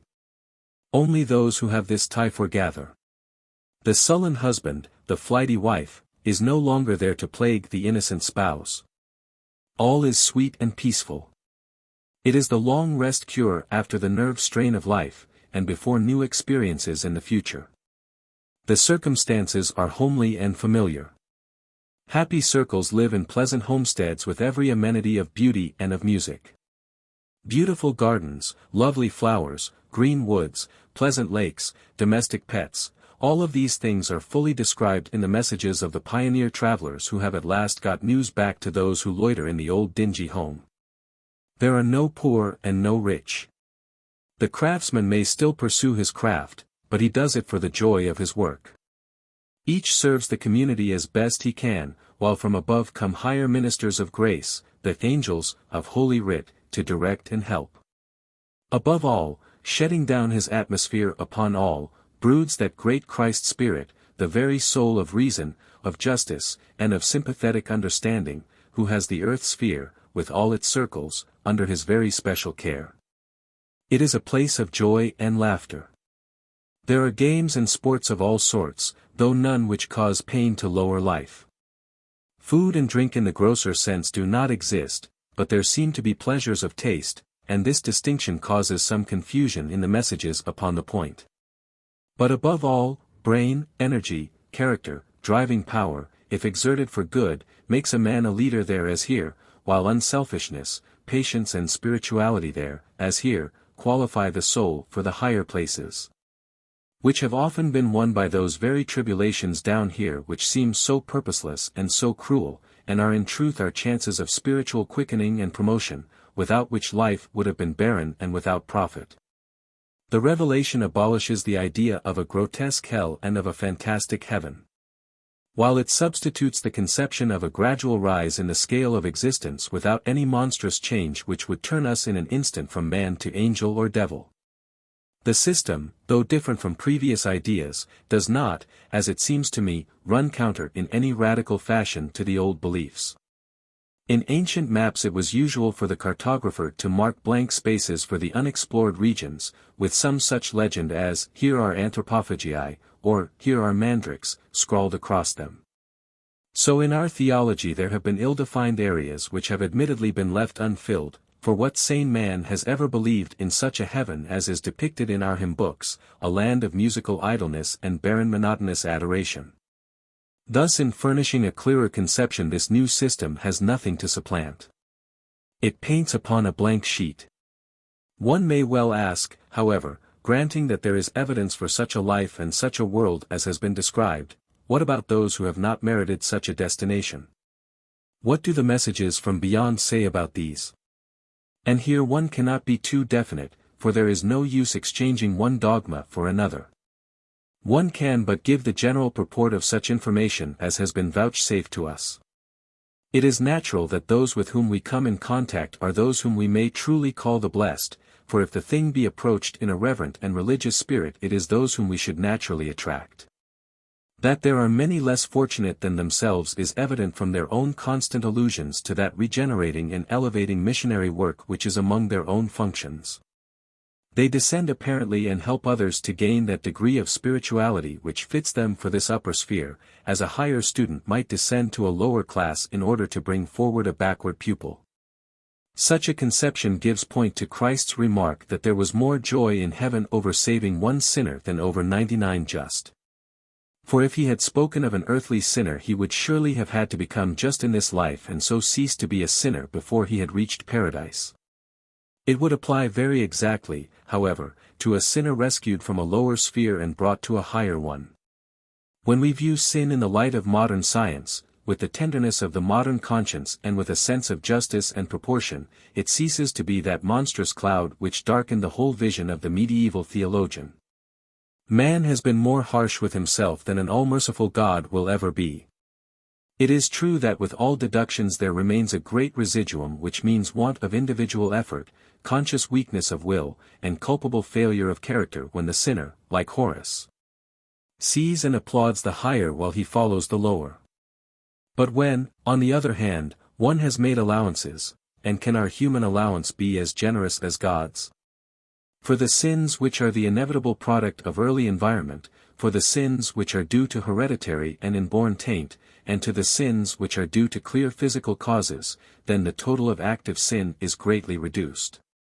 Could one, for example, imagine that Providence, all-wise and all-merciful, as every creed proclaims, could punish the unfortunate wretch who hatches criminal thoughts behind the slanting brows of a criminal head?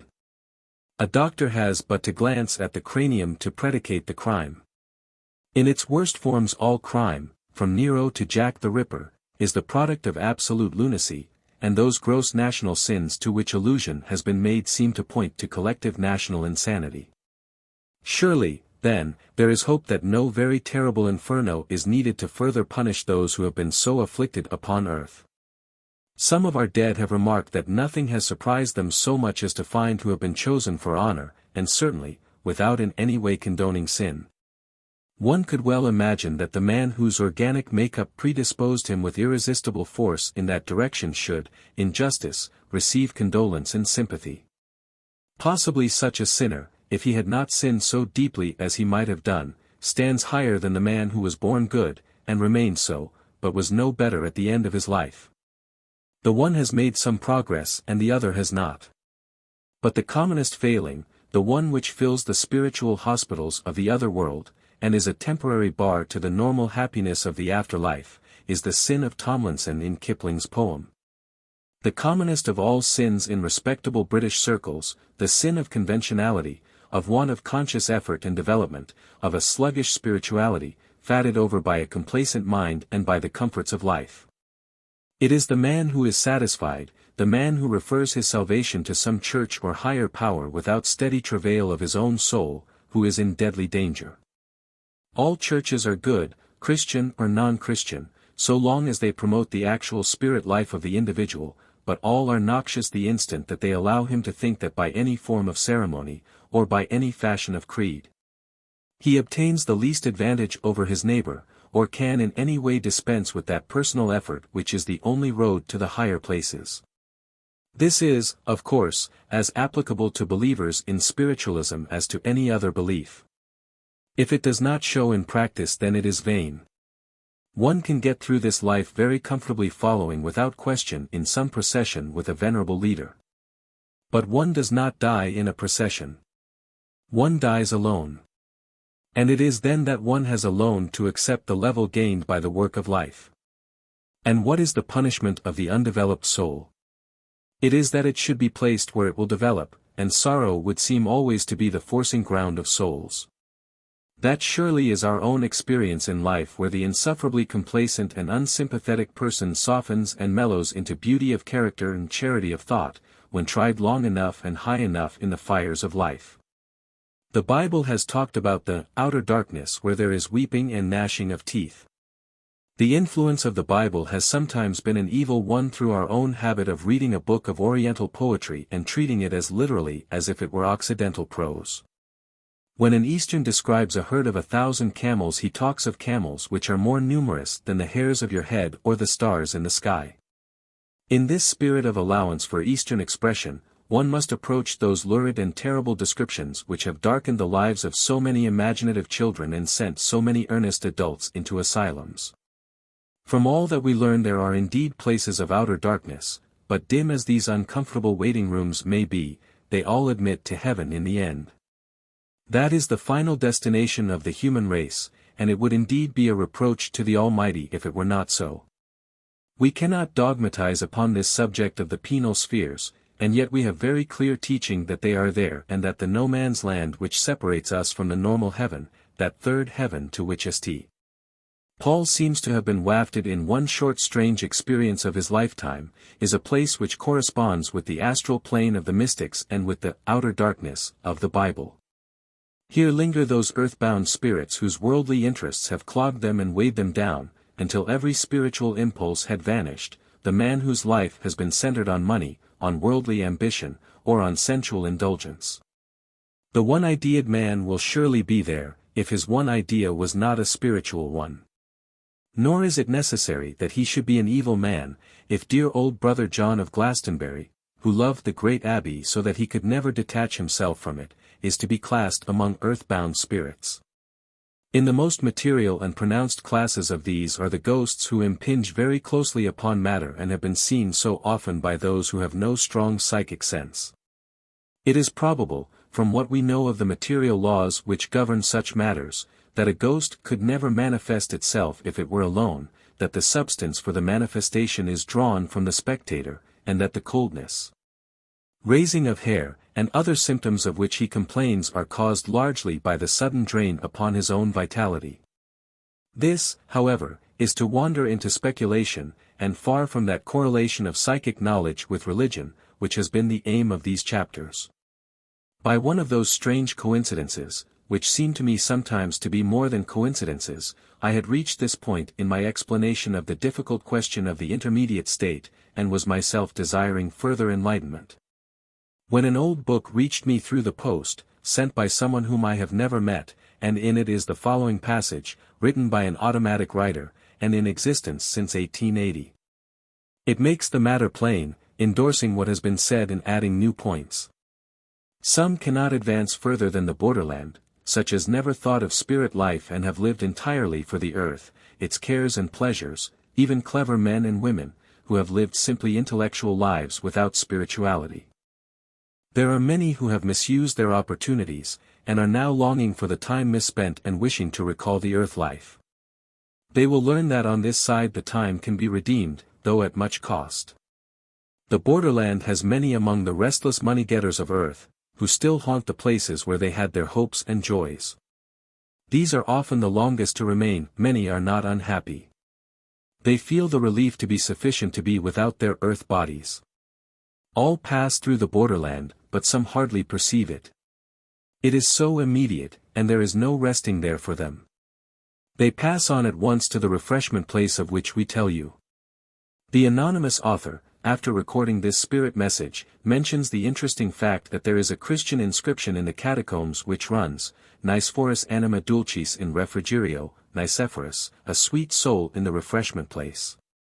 One more scrap of evidence that the early Christian scheme of things was very like that of the modern psychic. So much for the borderland, the intermediate condition. The present Christian dogma has no name for it, unless it be that nebulous limbo which is occasionally mentioned, and is usually defined as the place where the souls of the just who died before Christ were detained. The idea of crossing a space before reaching a permanent state on the other side is common to many religions, and took the allegorical form of a river with a ferry boat among the Romans and Greeks. Continually, one comes on points which make one realize that far back in the world's history there has been a true revelation, which has been blurred and twisted in time. Thus in Dr. Muir's summary of the Rig. Veda, he says, epitomizing the beliefs of the first Aryan conquerors of India, before, however, the unborn part, that is, the etheric body, can complete its course to the third heaven it has to traverse a vast gulf of darkness.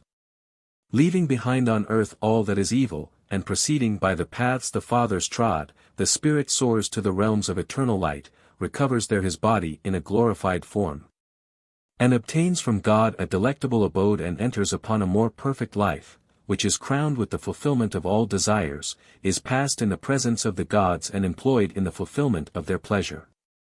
If we substitute angels for gods, we must admit that the new revelation from modern spirit sources has much in common with the belief of our Aryan fathers.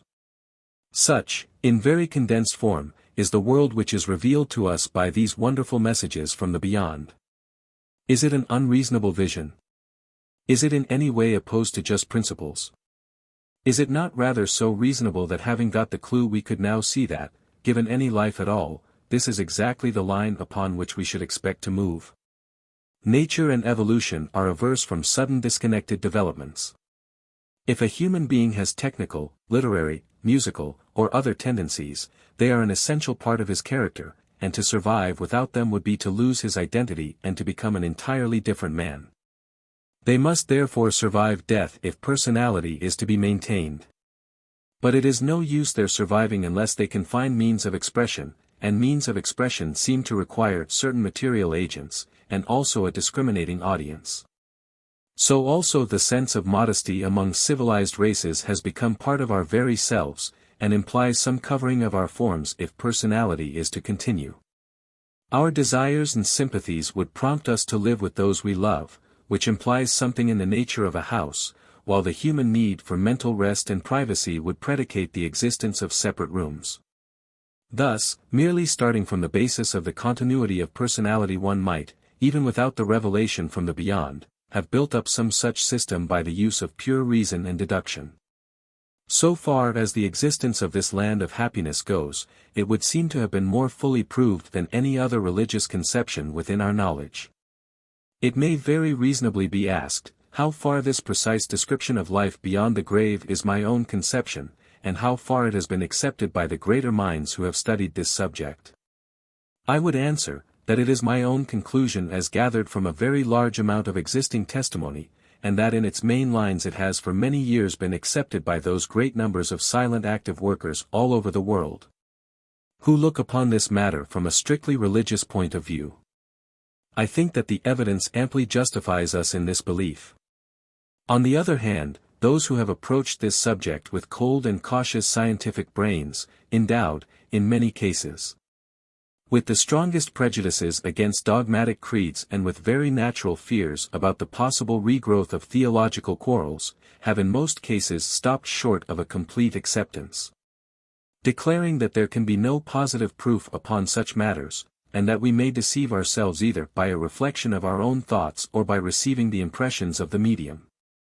Professor Zollner, for example, says, "Science can make no use of the substance of intellectual revelations, but must be guided by observed facts and by the conclusions logically and mathematically uniting them," a passage which is quoted with approval by Professor Reichel, and would seem to be endorsed by the silence concerning the religious side of the question which is observed by most of our great scientific supporters. It is a point of view which can well be understood, and yet, closely examined, it would appear to be a species of enlarged materialism. To admit, as these observers do, that spirits do return, that they give every proof of being the actual friends whom we have lost, and yet to turn a deaf ear to the messages which they send would seem to be pushing caution to the verge of unreason. To get so far, and yet not to go further, is impossible as a permanent position. If, for example, in Raymond's case we find so many allusions to the small details of his home upon earth, which prove to be surprisingly correct, is it reasonable to put a blue pencil through all he says of the home which he actually inhabits? Long before I had convinced my mind of the truth of things which appeared so grotesque and incredible, I had a long account sent by table tilting about the conditions of life beyond. The details seemed to me impossible and I set them aside, and yet they harmonize, as I now discover, with other revelations. So, too, with the automatic script of Mr. Hubert Wales, which has been described in my previous book. He had tossed it aside into a drawer as being unworthy of serious consideration, and yet it also proved to be in harmony. In neither of these cases was telepathy or the prepossession of the medium a possible explanation.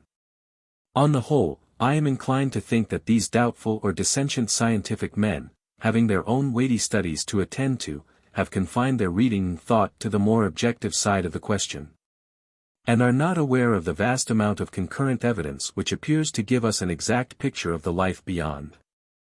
They despise documents which cannot be proved, and they do not, in my opinion, sufficiently realize that a general agreement of testimony, and the already established character of a witness, are themselves arguments for truth. Some complicate the question by predicating the existence of a fourth dimension in that world, but the term is an absurdity, as are all terms which find no corresponding impression in the human brain. We have mysteries enough to solve without gratuitously introducing fresh ones. When solid passes through solid, it is, surely, simpler to assume that it is done by a dematerialization and subsequent reassembly, a process which can, at least, be imagined by the human mind, than to invoke an explanation which itself needs to be explained. In the next and final chapter one will ask the reader to accompany me in an examination of the New Testament by the light of this psychic knowledge, and to judge how far it makes clear and reasonable much which was obscure and confused. Chapter 5. Is it the second dawn? There are many incidents in the New Testament which might be taken as starting points in tracing a close analogy between the phenomenal events which are associated with the early days of Christianity and those which have perplexed the world in connection with modern spiritualism. Most of us are prepared to admit that the lasting claims of Christianity upon the human race are due to its own intrinsic teachings, which are quite independent of those wonders which can only have had a use in startling the solid complacence of an unspiritual race, and so directing their attention violently to this new system of thought. Exactly the same may be said of the new revelation. The exhibitions of a force which is beyond human experience and human guidance is but a method of calling attention. To repeat a simile which has been used elsewhere, it is the humble telephone bell which heralds the all-important message. In the case of Christ, the Sermon on the Mount was more than many miracles. In the case of this new development, the messages from beyond are more than any phenomena. A vulgar mind might make Christ's story seem vulgar, if it insisted upon loaves of bread and the bodies of fish. So, also, a vulgar mind may make psychic religion vulgar by insisting upon moving furniture or tambourines in the air. In each case they are crude signs of power, and the essence of the matter lies upon higher planes. It is stated in the second chapter of the Acts of the Apostles, that they, the Christian leaders, were all, with one accord, in one place.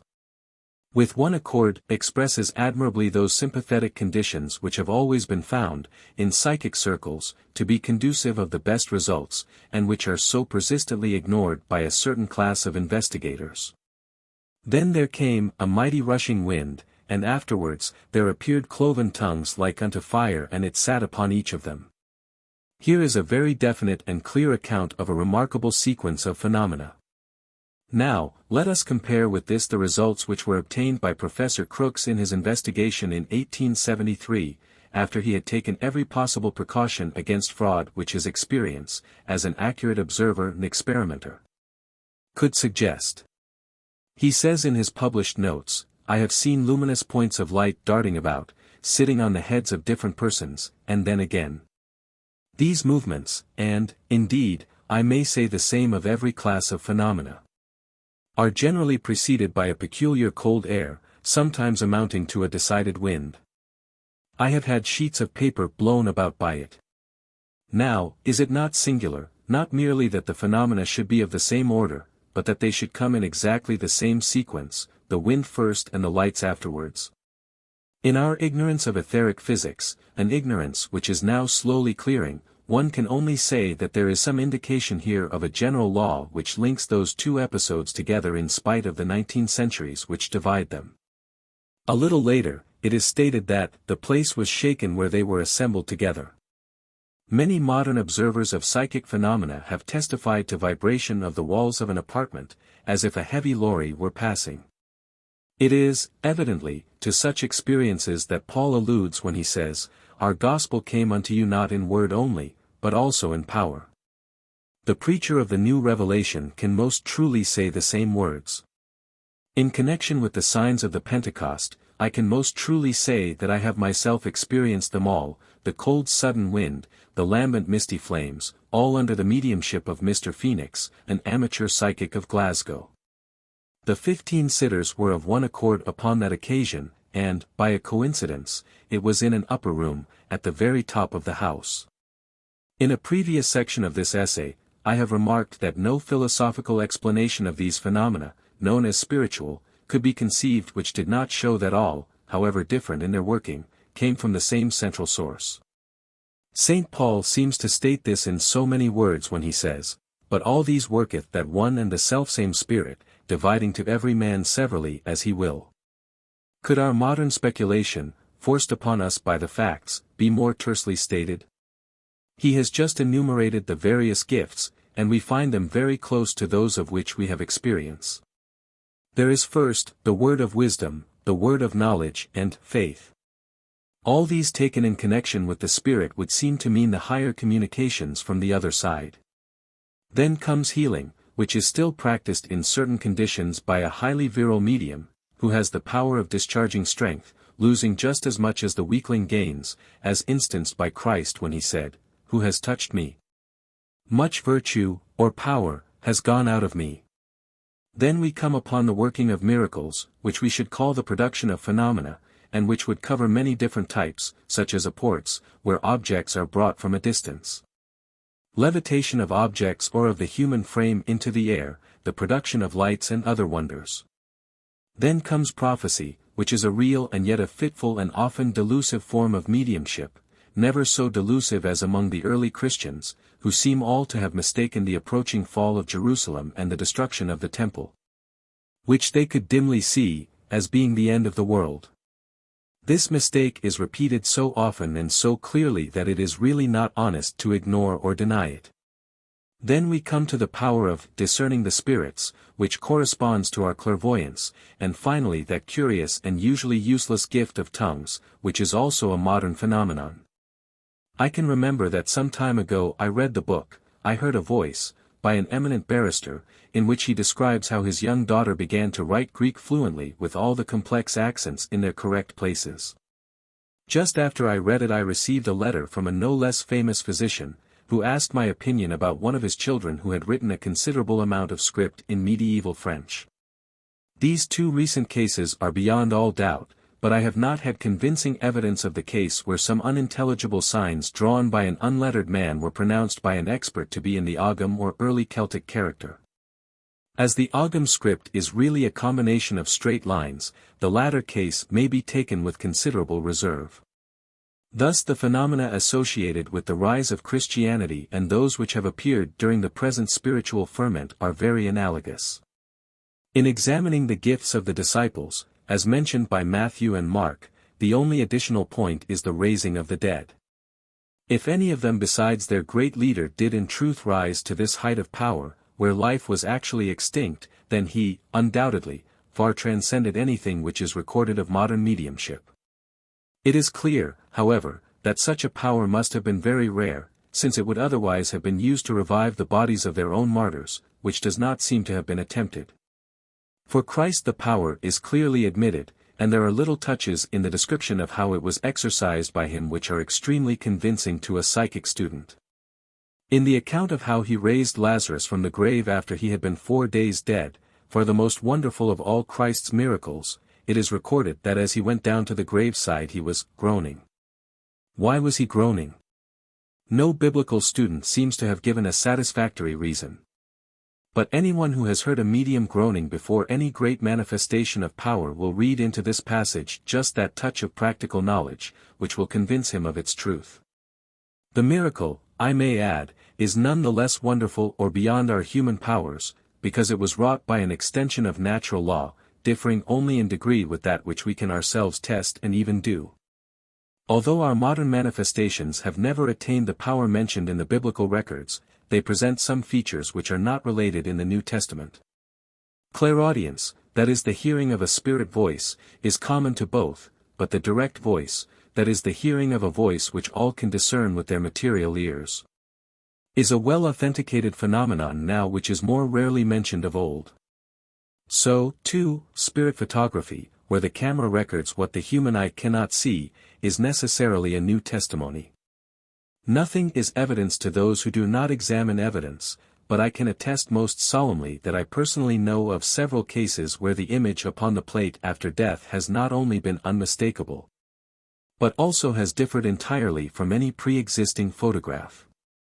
As to the methods by which the early Christians communicated with the spirits, or with the saints, as they called their dead brethren, we have, so far as I know, no record, though the words of John, "Brothers, believe not every spirit, but try the spirits whether they are of God," show very clearly that spirit communion was a familiar idea, and also that they were plagued, as we are, by the intrusion of unwelcome spiritual elements in their intercourse. Some have conjectured that the angel of the church, who is alluded to in terms which suggest that he was a human being, was really a medium sanctified to the use of that particular congregation. As we have early indications of bishops, deacons and other officials, it is difficult to say what else the angel could have been. This, however, must remain a pure speculation. Another speculation which is, perhaps, rather more fruitful is upon what principle did Christ select his 12 chief followers. Out of all the multitudes he chose 12 men. Why these particular ones? It was not for their intelligence or learning, for Peter and John, who were among the most prominent, are expressly described as unlearned and ignorant men. It was not for their virtue, for one of them proved to be a great villain, and all of them deserted their master in his need. It was not for their belief, for there were great numbers of believers. And yet it is clear that they were chosen on some principle of selection, since they were called in ones and in twos. In at least 2 cases they were pairs of brothers, as though some family gift or peculiarity might underlie the choice. Is it not at least possible that this gift was psychic power, and that Christ, as the greatest exponent who has ever appeared upon earth of that power, desired to surround himself with others who possessed it to a lesser degree? This he would do for 2 reasons. The first is that a psychic circle is a great source of strength to one who is himself psychic, as is shown continually in our own experience, where, with a sympathetic and helpful surrounding, an atmosphere is created where all the powers are drawn out. How sensitive Christ was to such an atmosphere is shown by the remark of the evangelist, that when he visited his own native town, where the townspeople could not take him seriously, he was unable to do any wonders. The second reason may have been that he desired them to act as his deputies, either during his lifetime or after his death, and that for this reason some natural psychic powers were necessary. The close connection which appears to exist between the apostles and the miracles, has been worked out in an interesting fashion by Dr. Abraham Wallace, in his little pamphlet, Jesus of Nazareth. 6. Certainly, no miracle or wonder-working, save that of exorcism, is recorded in any of the evangelists until after the time when Christ began to assemble his circle. Of this circle the 3 who would appear to have been the most psychic were Peter and the 2 fellow fishermen, sons of Zebedee, John and James. These were the 3 who were summoned, and an ideal atmosphere was needed. It will be remembered that when the daughter of Jairus was raised from the dead, it was in the presence, and possibly, with the cooperation, of these 3 assistants. Again, in the case of the Transfiguration, it is impossible to read the account of that wonderful manifestation without being reminded at every turn of one's own spiritual experiences. Here, again, the points are admirably made in Jesus of Nazareth, and it would be well if that little book, with its scholarly tone, its breadth of treatment and its psychic knowledge, was in the hands of every biblical student. R. Wallace points out that the place, the summit of a hill, was the ideal one for such a manifestation, in its pure air and freedom from interruption. That the drowsy state of the apostles is paralleled by the members of any circle who are contributing psychic power, that the transfiguring of the face and the shining raiment are known phenomena. Above all, that the erection of 3 altars is meaningless, but that the alternate reading, the erection of 3 booths or cabinets, one for the medium and one for each materialized form, would absolutely fulfill the most perfect conditions for getting results. This explanation of Wallace's is a remarkable example of a modern brain, with modern knowledge, throwing a clear searchlight across all the centuries and illuminating an incident which has always been obscure. When we translate Bible language into the terms of modern psychic religion, the correspondence becomes evident. It does not take much alteration. Thus for, lo, a miracle, we say, this is a manifestation. The angel of the Lord becomes a high spirit. Where we talked of a voice from heaven, we say, the direct voice. His eyes were opened and he saw a vision means, he became clairvoyant. It is only the occultist who can possibly understand the scriptures as being a real exact record of events. There are many other small points which seem to bring the story of Christ and of the apostles into very close touch with modern psychic research, and greatly support the close accuracy of some of the New Testament narrative. One which appeals to me greatly is the action of Christ when he was asked a question which called for a sudden decision, namely the fate of the woman who had been taken in sin. What did he do? The very last thing that one would have expected or invented. He stooped down before answering and wrote with his finger in the sand. This he did a second time upon a second catch question being addressed to him. Can any theologian give a reason for such an action? I hazard the opinion that among the many forms of mediumship which were possessed in the highest form by Christ, was the power of automatic writing, by which he summoned those great forces which were under his control to supply him with the answer. Granting, as I freely do, that Christ was preternatural, in the sense that he was above and beyond ordinary humanity in his attributes, one may still inquire how far these powers were contained always within his human body. Or how far he referred back to spiritual reserves beyond it. When he spoke merely from his human body he was certainly open to error, like the rest of us, for it is recorded how he questioned the woman of Samaria about her husband, to which she replied that she had no husband. In the case of the woman taken in sin, one can only explain his action by the supposition that he opened a channel instantly for the knowledge and wisdom which was preterhuman, and which at once gave a decision in favor of large-minded charity. It is interesting to observe the effect which these phenomena, or the report of them, produced upon the Orthodox Jews of those days. The greater part obviously discredited them, otherwise they could not have failed to become followers, or at the least to have regarded such a wonder-worker with respect and admiration.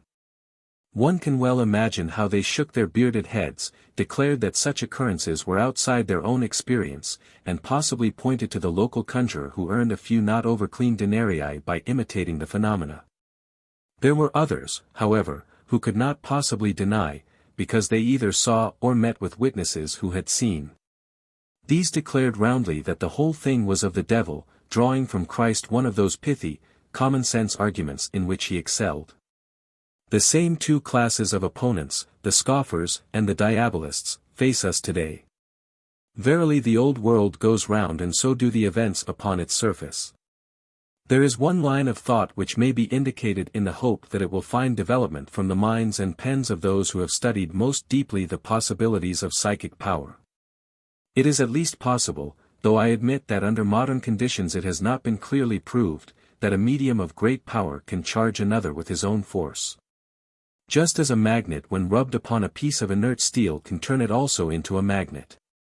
One of the best attested powers of D. Home was that he could take burning coals from the fire with impunity and carry them in his hand. He could then, and this comes nearer to the point at issue, place them on the head of anyone who was fearless without their being burned. Spectators have described how the silver filigree of the hair of Mr. Carter Hall used to be gathered over the glowing ember, and Mrs. Hall has mentioned how she combed out the ashes afterwards. Now, in this case, Home was clearly able to convey a power to another person, just as Christ, when he was levitated over the lake, was able to convey the same power to Peter, so long as Peter's faith held firm. The question then arises, if Home concentrated all his force upon transferring such a power, how long would that power last? The experiment was never tried, but it would have borne very directly upon this argument. For, granting that the power can be transferred, then it is very clear how the Christ circle was able to send forth 70 disciples who were endowed with miraculous functions. It is clear also why new disciples had to return to Jerusalem to be baptized of the Spirit, to use their phrase, before setting forth upon their wanderings.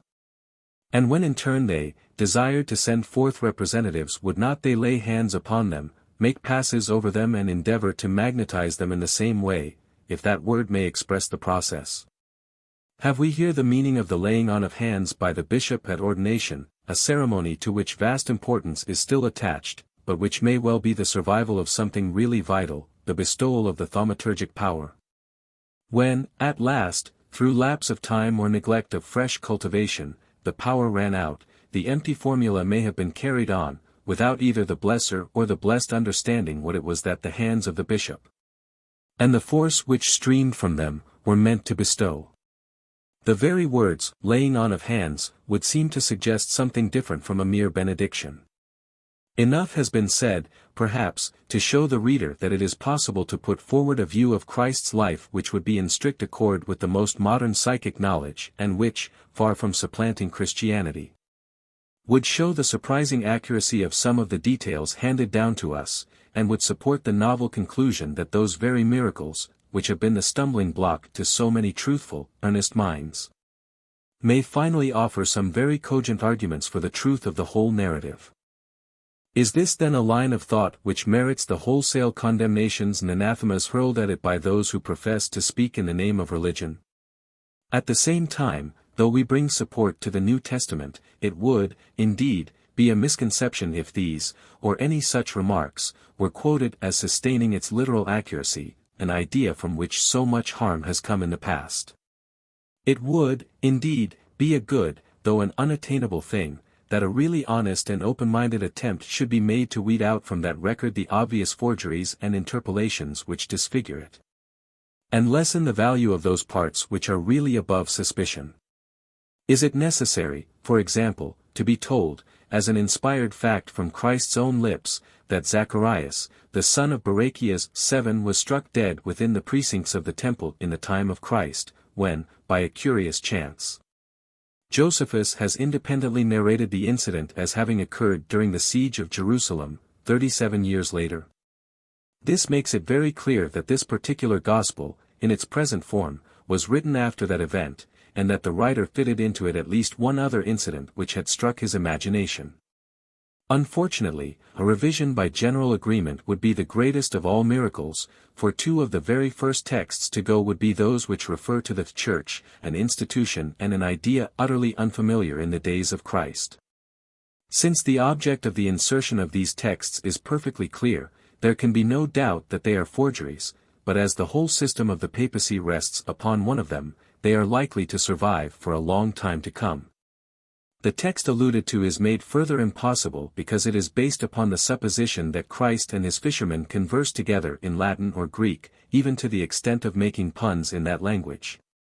Surely the want of moral courage and intellectual honesty among Christians will seem as strange to our descendants as it appears marvelous to us that the great thinkers of old could have believed, or at least have pretended to believe, in the fighting sexual deities of Mount Olympus. Revision is, indeed, needed, and as I have already pleaded, a change of emphasis is also needed, in order to get the grand Christian conception back into the current of reason and progress. The orthodox who, whether from humble faith or some other cause, do not look deeply into such matters, can hardly conceive the stumbling blocks which are littered about before the feet of their more critical brethren. What is easy for faith is impossible for reflection. Such expressions as saved by the blood of the Lamb or baptized by his precious blood fill their souls with a gentle and sweet emotion, while upon a more thoughtful mind they have a very different effect. Apart from the apparent injustice of vicarious atonement, the student is well aware that the whole of this sanguinary metaphor is drawn really from the pagan rites of Mitra, where the neophyte was actually placed under a bull at the ceremony of the Toribolium, and was drenched, through a grating, with the blood of the slaughtered animal. Such reminiscences of the more brutal side of paganism are not helpful to the thoughtful and sensitive modern mind.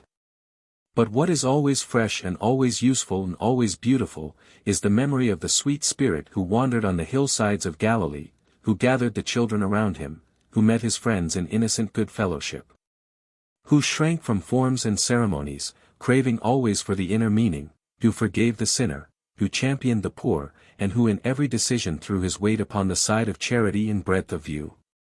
When to this character you add those wondrous psychic powers already analyzed, you do, indeed, find a supreme character in the world's history who obviously stands nearer to the highest than any other. When one compares the general effect of his teaching with that of the more rigid churches, one marvels how in their dogmatism, their insistence upon forms, their exclusiveness, their pomp and their intolerance, they could have got so far away from the example of their master, so that as one looks upon him and them, one feels that there is absolute deep antagonism and that one cannot speak of the Church and Christ, but only of the Church or Christ. And yet every church produces beautiful souls, though it may be debated whether produces, or contains, is the truthful word. We have but to fall back upon our own personal experience if we have lived long and mixed much with our fellow men.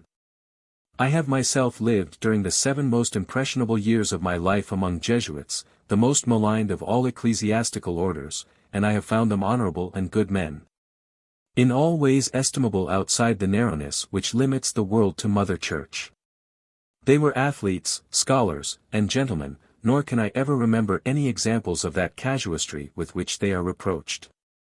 Some of my best friends have been among the parochial clergy of the Church of England, men of sweet and saintly character, whose pecuniary straits were often a scandal and a reproach to the half-hearted folk who accepted their spiritual guidance. I have known, also, splendid men among the nonconformist clergy, who have often been the champions of liberty, though their views upon that subject have sometimes seemed to contract when one ventured upon their own domain of thought. Each creed has brought out men who were an honor to the human race, and Manning or Shrewsbury, Gordon or Dowling, Booth or Stopford Brooke, are all equally admirable, however diverse the roots from which they grow. Among the great mass of the people, too, there are very many thousands of beautiful souls who have been brought up on the old-fashioned lines, and who never heard of spiritual communion or any other of those matters which have been discussed in these essays, and yet have reached a condition of pure spirituality such as all of us may envy. Who does not know the maiden aunt, the widowed mother, the mellowed elderly man, who live upon the hilltops of unselfishness, shedding kindly thoughts and deeds around them, but with their simple faith deeply rooted in anything or everything which has come to them in a hereditary fashion with the sanction of some particular authority? I had an aunt who was such an one, and can see her now, worn with austerity and charity, a small, humble figure, creeping to church at all hours from a house which was to her but a waiting-room between services, while she looked at me with sad, wondering, grey eyes. Such people have often reached by instinct, and in spite of dogma, heights, to which no system of philosophy can ever raise us. But making full allowance for the high products of every creed, which may be only a proof of the innate goodness of civilized humanity, it is still beyond all doubt that Christianity has broken down. And that this breakdown has been brought home to everyone by the terrible catastrophe which has befallen the world. Can the most optimistic apologist contend that this is a satisfactory outcome from a religion which has had the unopposed run of Europe for so many centuries? Which has come out of it worst, the Lutheran Prussian, the Catholic Bavarian, or the peoples who have been nurtured by the Greek Church? If we, of the West, have done better, is it not rather an older and higher civilization and freer political institutions that have held us back from all the cruelties, excesses and immoralities which have taken the world back to the Dark Ages? It will not do to say that they have occurred in spite of Christianity, and that Christianity is, therefore, not to blame. It is true that Christ's teaching is not to blame, for it is often spoiled in the transmission. But Christianity has taken over control of the morals of Europe, and should have the compelling force which would ensure that those morals would not go to pieces upon the first strain. It is on this point that Christianity must be judged, and the judgment can only be that it has failed. It has not been an active controlling force upon the minds of men. And why?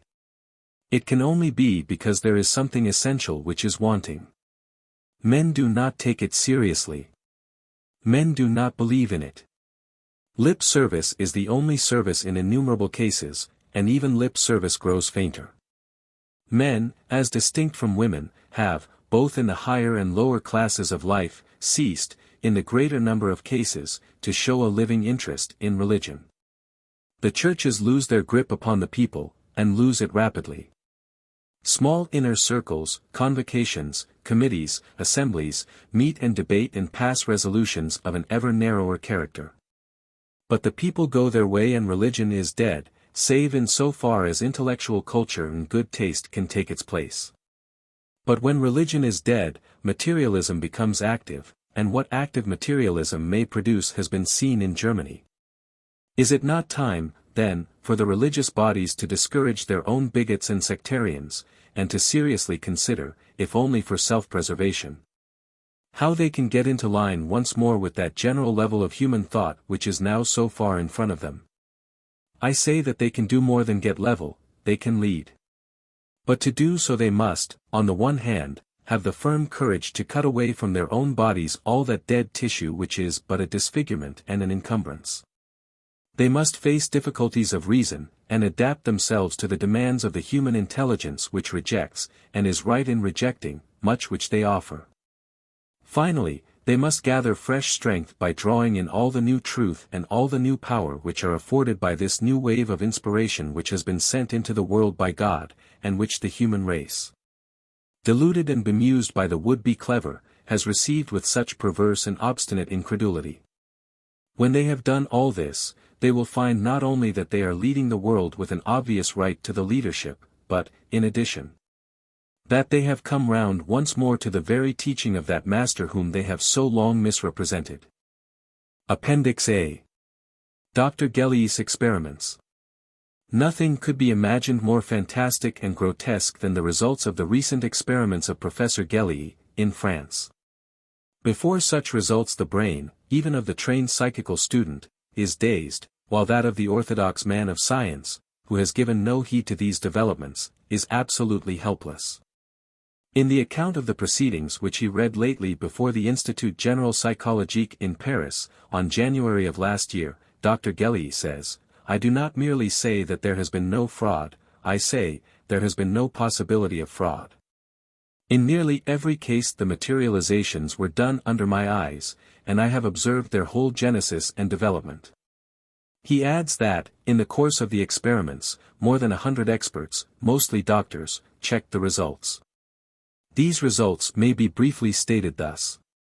A peculiar whitish matter exuded from the subject, a girl named Eva, coming partly through her skin, partly from her hands, partly from the orifices of her face, especially her mouth.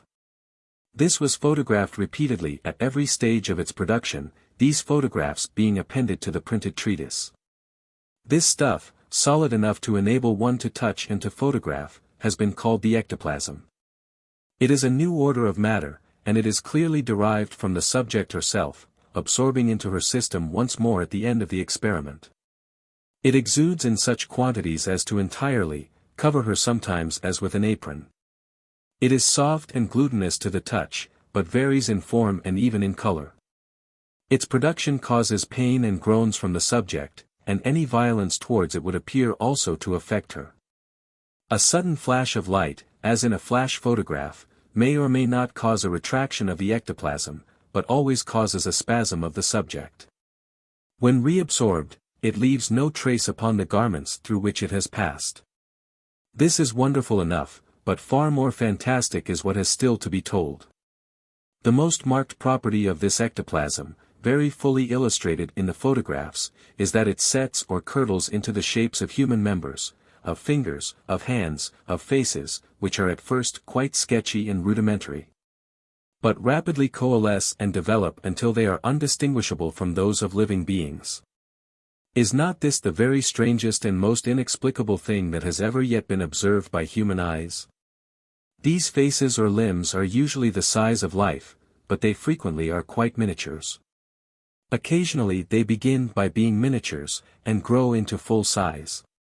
On their first appearance in the ectoplasm the limb is only on one plane of matter, a mere flat appearance, which rapidly rounds itself off, until it has assumed all three planes and is complete. It may be a mere simulacrum, like a wax hand, or it may be endowed with full power of grasping another hand, with every articulation in perfect working order. The faces which are produced in this amazing way are worthy of study. They do not appear to have represented anyone who has ever been known in life by Dr. Gelli. My impression after examining them is that they are much more likely to be within the knowledge of the subject, being girls of the French lower middle class type, such as Eva was, I should imagine, in the habit of meeting. It should be added that Eva herself appears in the photograph as well as the simulacra of humanity. The faces are, on the whole, both pretty and piquant, though of a rather worldly and unrefined type. The latter adjective would not apply to the larger and most elaborate photograph, which represents a very beautiful young woman of a truly spiritual cast of face. Some of the faces are but partially formed, which gives them a grotesque or repellent appearance. What are we to make of such phenomena? There is no use deluding ourselves by the idea that there may be some mistake or some deception. There is neither one nor the other. Apart from the elaborate checks upon these particular results, they correspond closely with those got by Lombroso in Italy, by Schrenk-Notzing in Germany, and by other careful observers. One thing we must bear in mind constantly in considering them, and that is their abnormality. At a liberal estimate, it is not one person in a million who possesses such powers, if a thing which is outside our volition can be described as a power. It is the mechanism of the materialization medium which has been explored by the acute brain and untiring industry of Dr. Gellie, and even presuming, as one may fairly presume, that every materializing medium goes through the same process in order to produce results, still such mediums are exceedingly rare. Dr. Gellie mentions, as an analogous phenomenon on the material side, the presence of dermoid cysts, those mysterious formations, which rise as small tumors in any part of the body, particularly above the eyebrow, and which when opened by the surgeon are found to contain hair, teeth or embryonic bones. There is no doubt, as he claims, some rough analogy, but the dermoid cyst is, at least, in the same flesh and blood plane of nature as the fetus inside it, while in the ectoplasm we are dealing with an entirely new and strange development. It is not possible to define exactly what occurs in the case of the ectoplasm, nor, on account of its vital connection with the medium and its evanescent nature, has it been separated and subjected to even the roughest chemical analysis which might show whether it is composed of those earthly elements with which we are familiar. Is it rather some coagulation of ether which introduces an absolutely new substance into our world? Such a supposition seems most probable, for a comparison with the analogous substance examined at Dr. Crawford's séances at Belfast, which is at the same time hardly visible to the eye and yet capable of handling a weight of 150 pounds, suggests something entirely new in the way of matter. But setting aside, as beyond the present speculation, what the exact origin and nature of the ectoplasm may be, it seems to me that there is room for a very suggestive line of thought if we make Gellie's experiments the starting point, and lead it in the direction of other manifestations of psychomaterial activity. First of all, let us take Crookes' classic experiments with Katy King, a result which for a long time stood alone and isolated but now can be approached by intermittent but definite stages. Thus we can well suppose that during those long periods when Florrie Cook lay in the laboratory in the dark, periods which lasted an hour or more upon some occasions, the ectoplasm was flowing from her as from Eva. Then it was gathering itself into a viscous cloud or pillar close to her frame.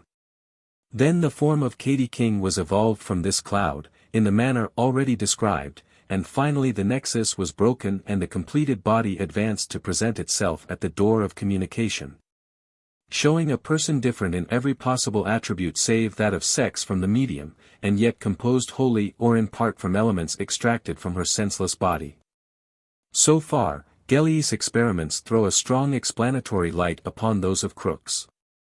And here the spiritualist must, as it seems to me, be prepared to meet an objection more formidable than the absurd ones of fraud or optical delusion. It is this. If the body of Katy King the spirit is derived from the body of Florrie Cook the psychic, then what assurance have we that the life therein is not really one of the personalities out of which the complex being named Florrie Cook is constructed? It is a thesis which requires careful handling. It is not enough to say that the nature is manifestly superior, for supposing that Florrie Cook represented the average of a number of conflicting personalities, then a single one of these personalities might be far higher than the total effect. Without going deeply into this problem, one can but say that the spirit's own account of its own personality must count for something. And also that an isolated phenomenon must be taken in conjunction with all other psychic phenomena when we are seeking for a correct explanation. But now let us take this idea of a human being who has the power of emitting a visible substance in which are formed faces which appear to represent distinct individualities, and in extreme cases develop into complete independent human forms. Take this extraordinary fact, and let us see whether, by an extension or modification of this demonstrated process, we may not get some sort of clue as to the modus operandi in other psychic phenomena. It seems to me that we may, at least, obtain indications which amount to a probability, though not to a certainty, as to how some results, hitherto inexplicable, are attained. It is at any rate a provisional speculation, which may suggest a hypothesis for future observers to destroy, modify, or confirm. The argument which I would advance is this. If a strong materialization medium can throw out a cloud of stuff which is actually visible, may not a medium of a less pronounced type throw out a similar cloud with analogous properties which is not opaque enough to be seen by the average eye, but can make an impression both on the dry plate in the camera and on the clairvoyant faculty? If that be so, and it would not seem to be a very far-fetched proposition, we have at once an explanation both of psychic photographs and of the visions of the clairvoyant seer. When I say an explanation, I mean of its superficial method of formation, and not of the forces at work behind, which remain no less a mystery even when we accept Dr. Gelli's statement that they are idioplastic. Here we have, I think, some attempt at a generalization, which might, perhaps, be useful in evolving some first signs of order out of this chaos. It is conceivable that the thinner emanation of the clairvoyant would extend far further than the thick material ectoplasm, but have the same property of molding itself into life, though the life forms would only be visible to the clairvoyant eye.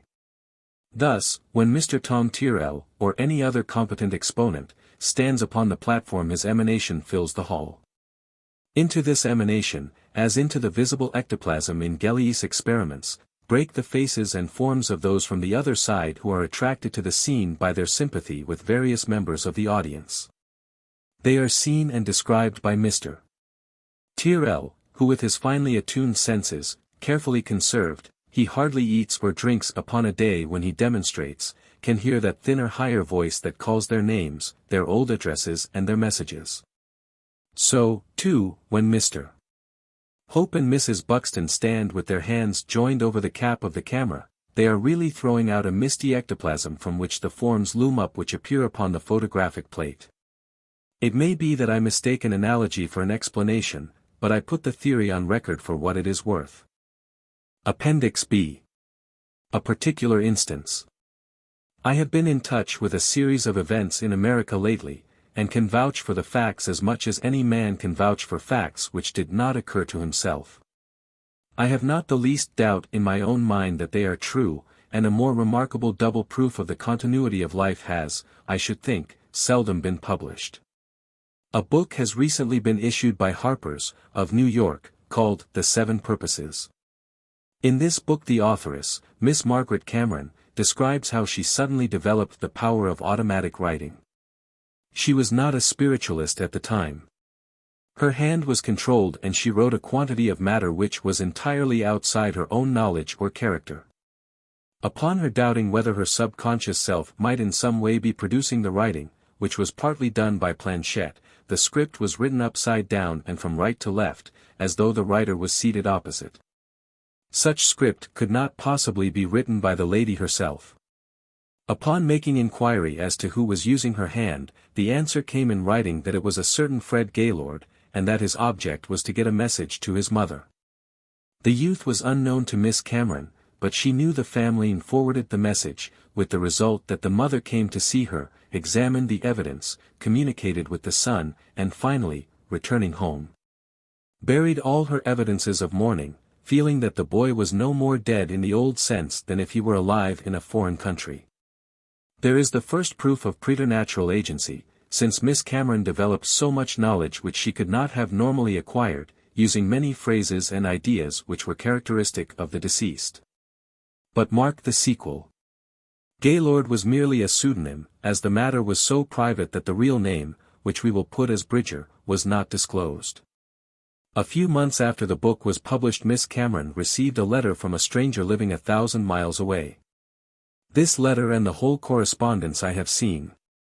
The stranger, Mrs. Nicol, says that as a test she would like to ask whether the real name given as Fred Gaylord in the book is not Fred Bridger, as she had psychic reasons for believing so. Miss Cameron replied that it was so, and expressed her great surprise that so secret and private a matter should have been correctly stated. Mrs. Nicol then explained that she and her husband, both connected with journalism and both absolutely agnostic, had discovered that she had the power of automatic writing. That while, using this power she had received communications purporting to come from Fred Bridger whom they had known in life. And that upon reading Miss Cameron's book they had received from Fred Bridger the assurance that he was the same person as the Fred Gaylord of Miss Cameron. Now, arguing upon these facts, and they would appear most undoubtedly to be facts. What possible answer can the materialist or the skeptic give to the assertion that they are a double proof of the continuity of personality and the possibility of communication? Can any reasonable system of telepathy explain how Miss Cameron discovered the intimate points characteristic of young Gaylord?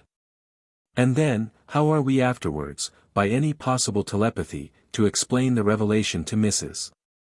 Nicol of the identity of her communicant, Fred Bridger, with the Fred Gaylord who had been written of by Miss Cameron? The case for return seems to me a very convincing one, though I contend now, as ever, that it is not the return of the lost ones which is of such cogent interest as the message from the beyond which they bear with them. Appendix C. Spirit Photography. On this subject I should recommend the reader to consult Coates' Photographing the Invisible, which states, in a thoughtful and moderate way, the evidence for this most remarkable phase. And illustrates it with many examples. It is pointed out that here, as always, fraud must be carefully guarded against, having been admitted in the case of the French spirit photographer, Buget. There are, however, a large number of cases where the photograph, under rigid test conditions in which fraud has been absolutely barred, has reproduced the features of the dead. Here there are limitations and restrictions which call for careful study and observation. These faces of the dead are in some cases as contoured and as recognizable as they were in life, and correspond with no pre-existing picture or photograph. One such case absolutely critic proof is enough, one would think, to establish survival, and these valid cases are to be counted not in ones, but in hundreds. On the other hand, many of the likenesses, obtained under the same test conditions, are obviously simulacra or pictures built up by some psychic force, not necessarily by the individual spirits themselves, to represent the dead. In some undoubtedly genuine cases it is an exact, or almost exact, reproduction of an existing picture, as if the conscious intelligent force, whatever it might be, had consulted it as to the former appearance of the deceased, and had then built it up in exact accordance with the original. In such cases the spirit face may show as a flat surface instead of a contour. Rigid examination has shown that the existing model was usually outside the ken of the photographer. Two of the bravest champions whom spiritualism has ever produced, the late W.T. Stead and the late Archdeacon Colley, names which will bulk large in days to come, attached great importance to spirit photography as a final and incontestable proof of survival. In his recent work, Proofs of the Truth of Spiritualism, Kegan Paul, the eminent botanist, Professor Henslow, has given one case which would really appear to be above criticism. He narrates how the inquirer subjected a sealed packet of plates to the cruise circle without exposure, endeavoring to get a psychograph. Upon being asked on which plate he desired it, he said, the fifth. Upon this plate being developed, there was found on it a copy of a passage from the Codex Alexandrinus of the New Testament in the British Museum. Reproductions, both of the original and of the copy, will be found in Professor Henslow's book. I have myself been to Crewe and have had results which would be amazing were it not that familiarity blunts the mind to miracles. 3 marked plates brought by myself, and handled, developed and fixed by no hand but mine, gave psychic extras. In each case I saw the extra in the negative when it was still wet in the dark room. I reproduce in plate I a specimen of the results, which is enough in itself to prove the whole case of survival to any reasonable mind. The 3 sitters are Mr. Oaten, Mr. Walker, and myself, I being obscured by the psychic cloud. In this cloud appears a message of welcome to me from the late Archdeacon Colley.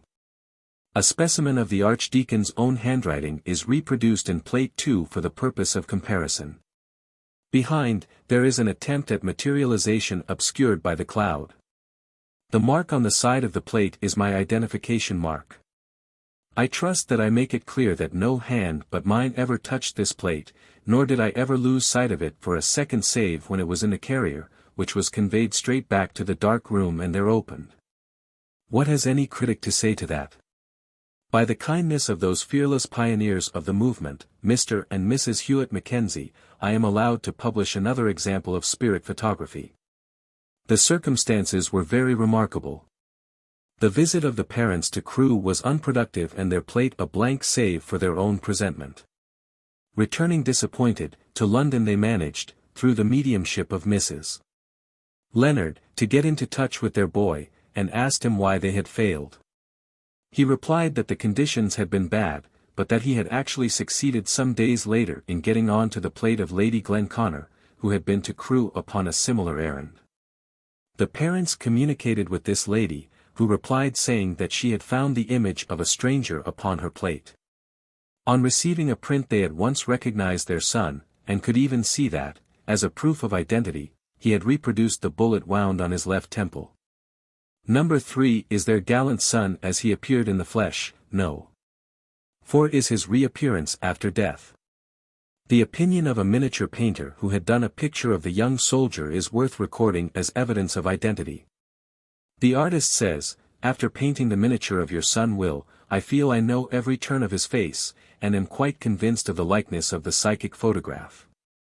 All the modeling of the brow, nose and eyes is marked by illness, especially is the mouth slightly contracted, but this does not interfere with the real form. The way the hair grows on the brow and temple is noticeably like the photograph taken before he was wounded. Appendix D. The clairvoyance of Mrs. B. At the time of this volume going to press the results obtained by clients of this medium have been 42 successes out of 50 attempts, checked and docketed by the author. This series forms a most conclusive proof of spirit clairvoyance. An attempt has been made by Mr. E. F. Benson, who examined some of the letters, to explain the results upon the grounds of telepathy. He admits that the tastes, appearance and character of the deceased are often given, and many names are introduced by the medium, some not traceable, but most of them identical with relations or friends. Such an admission would alone banish thought reading as an explanation, for there is no evidence in existence to show that this power ever reaches such perfection that one who possesses it could draw the image of a dead man from your brain, fit a correct name to him, and then associate him with all sorts of definite and detailed actions in which he was engaged. Such an explanation is not an explanation but a pretense. But even if one were to allow such a theory to pass, there are numerous incidents in these accounts which could not be explained in such a fashion, where unknown details have been given which were afterwards verified. And even where mistakes in thought upon the part of the sitter were corrected by the medium under spirit guidance. Personally I believe that the medium's own account of how she gets her remarkable results is the absolute truth, and I can imagine no other fashion in which they can be explained. She has, of course, her bad days, and the conditions are always worst when there is an inquisitorial rather than a religious atmosphere in the interview. This intermittent character of the results is, according to my experience, characteristic of spirit clairvoyance as compared with thought reading, which can, in its more perfect form, become almost automatic within certain marked limits. I may add that the constant practice of some psychical researchers to take no notice at all of the medium's own account of how he or she attains results, but to substitute some complicated and unproved explanation of their own, is as insulting as it is unreasonable. It has been alleged as a slur upon Mrs. B's results and character that she has been twice prosecuted by the police. This is, in fact, not a slur upon the medium but rather upon the law, which is in so barbarous a condition that the true seer fares no better than the impostor, and that no definite psychic principles are recognized. A medium may under such circumstances be a martyr rather than a criminal, and a conviction ceases to be a stain upon the character.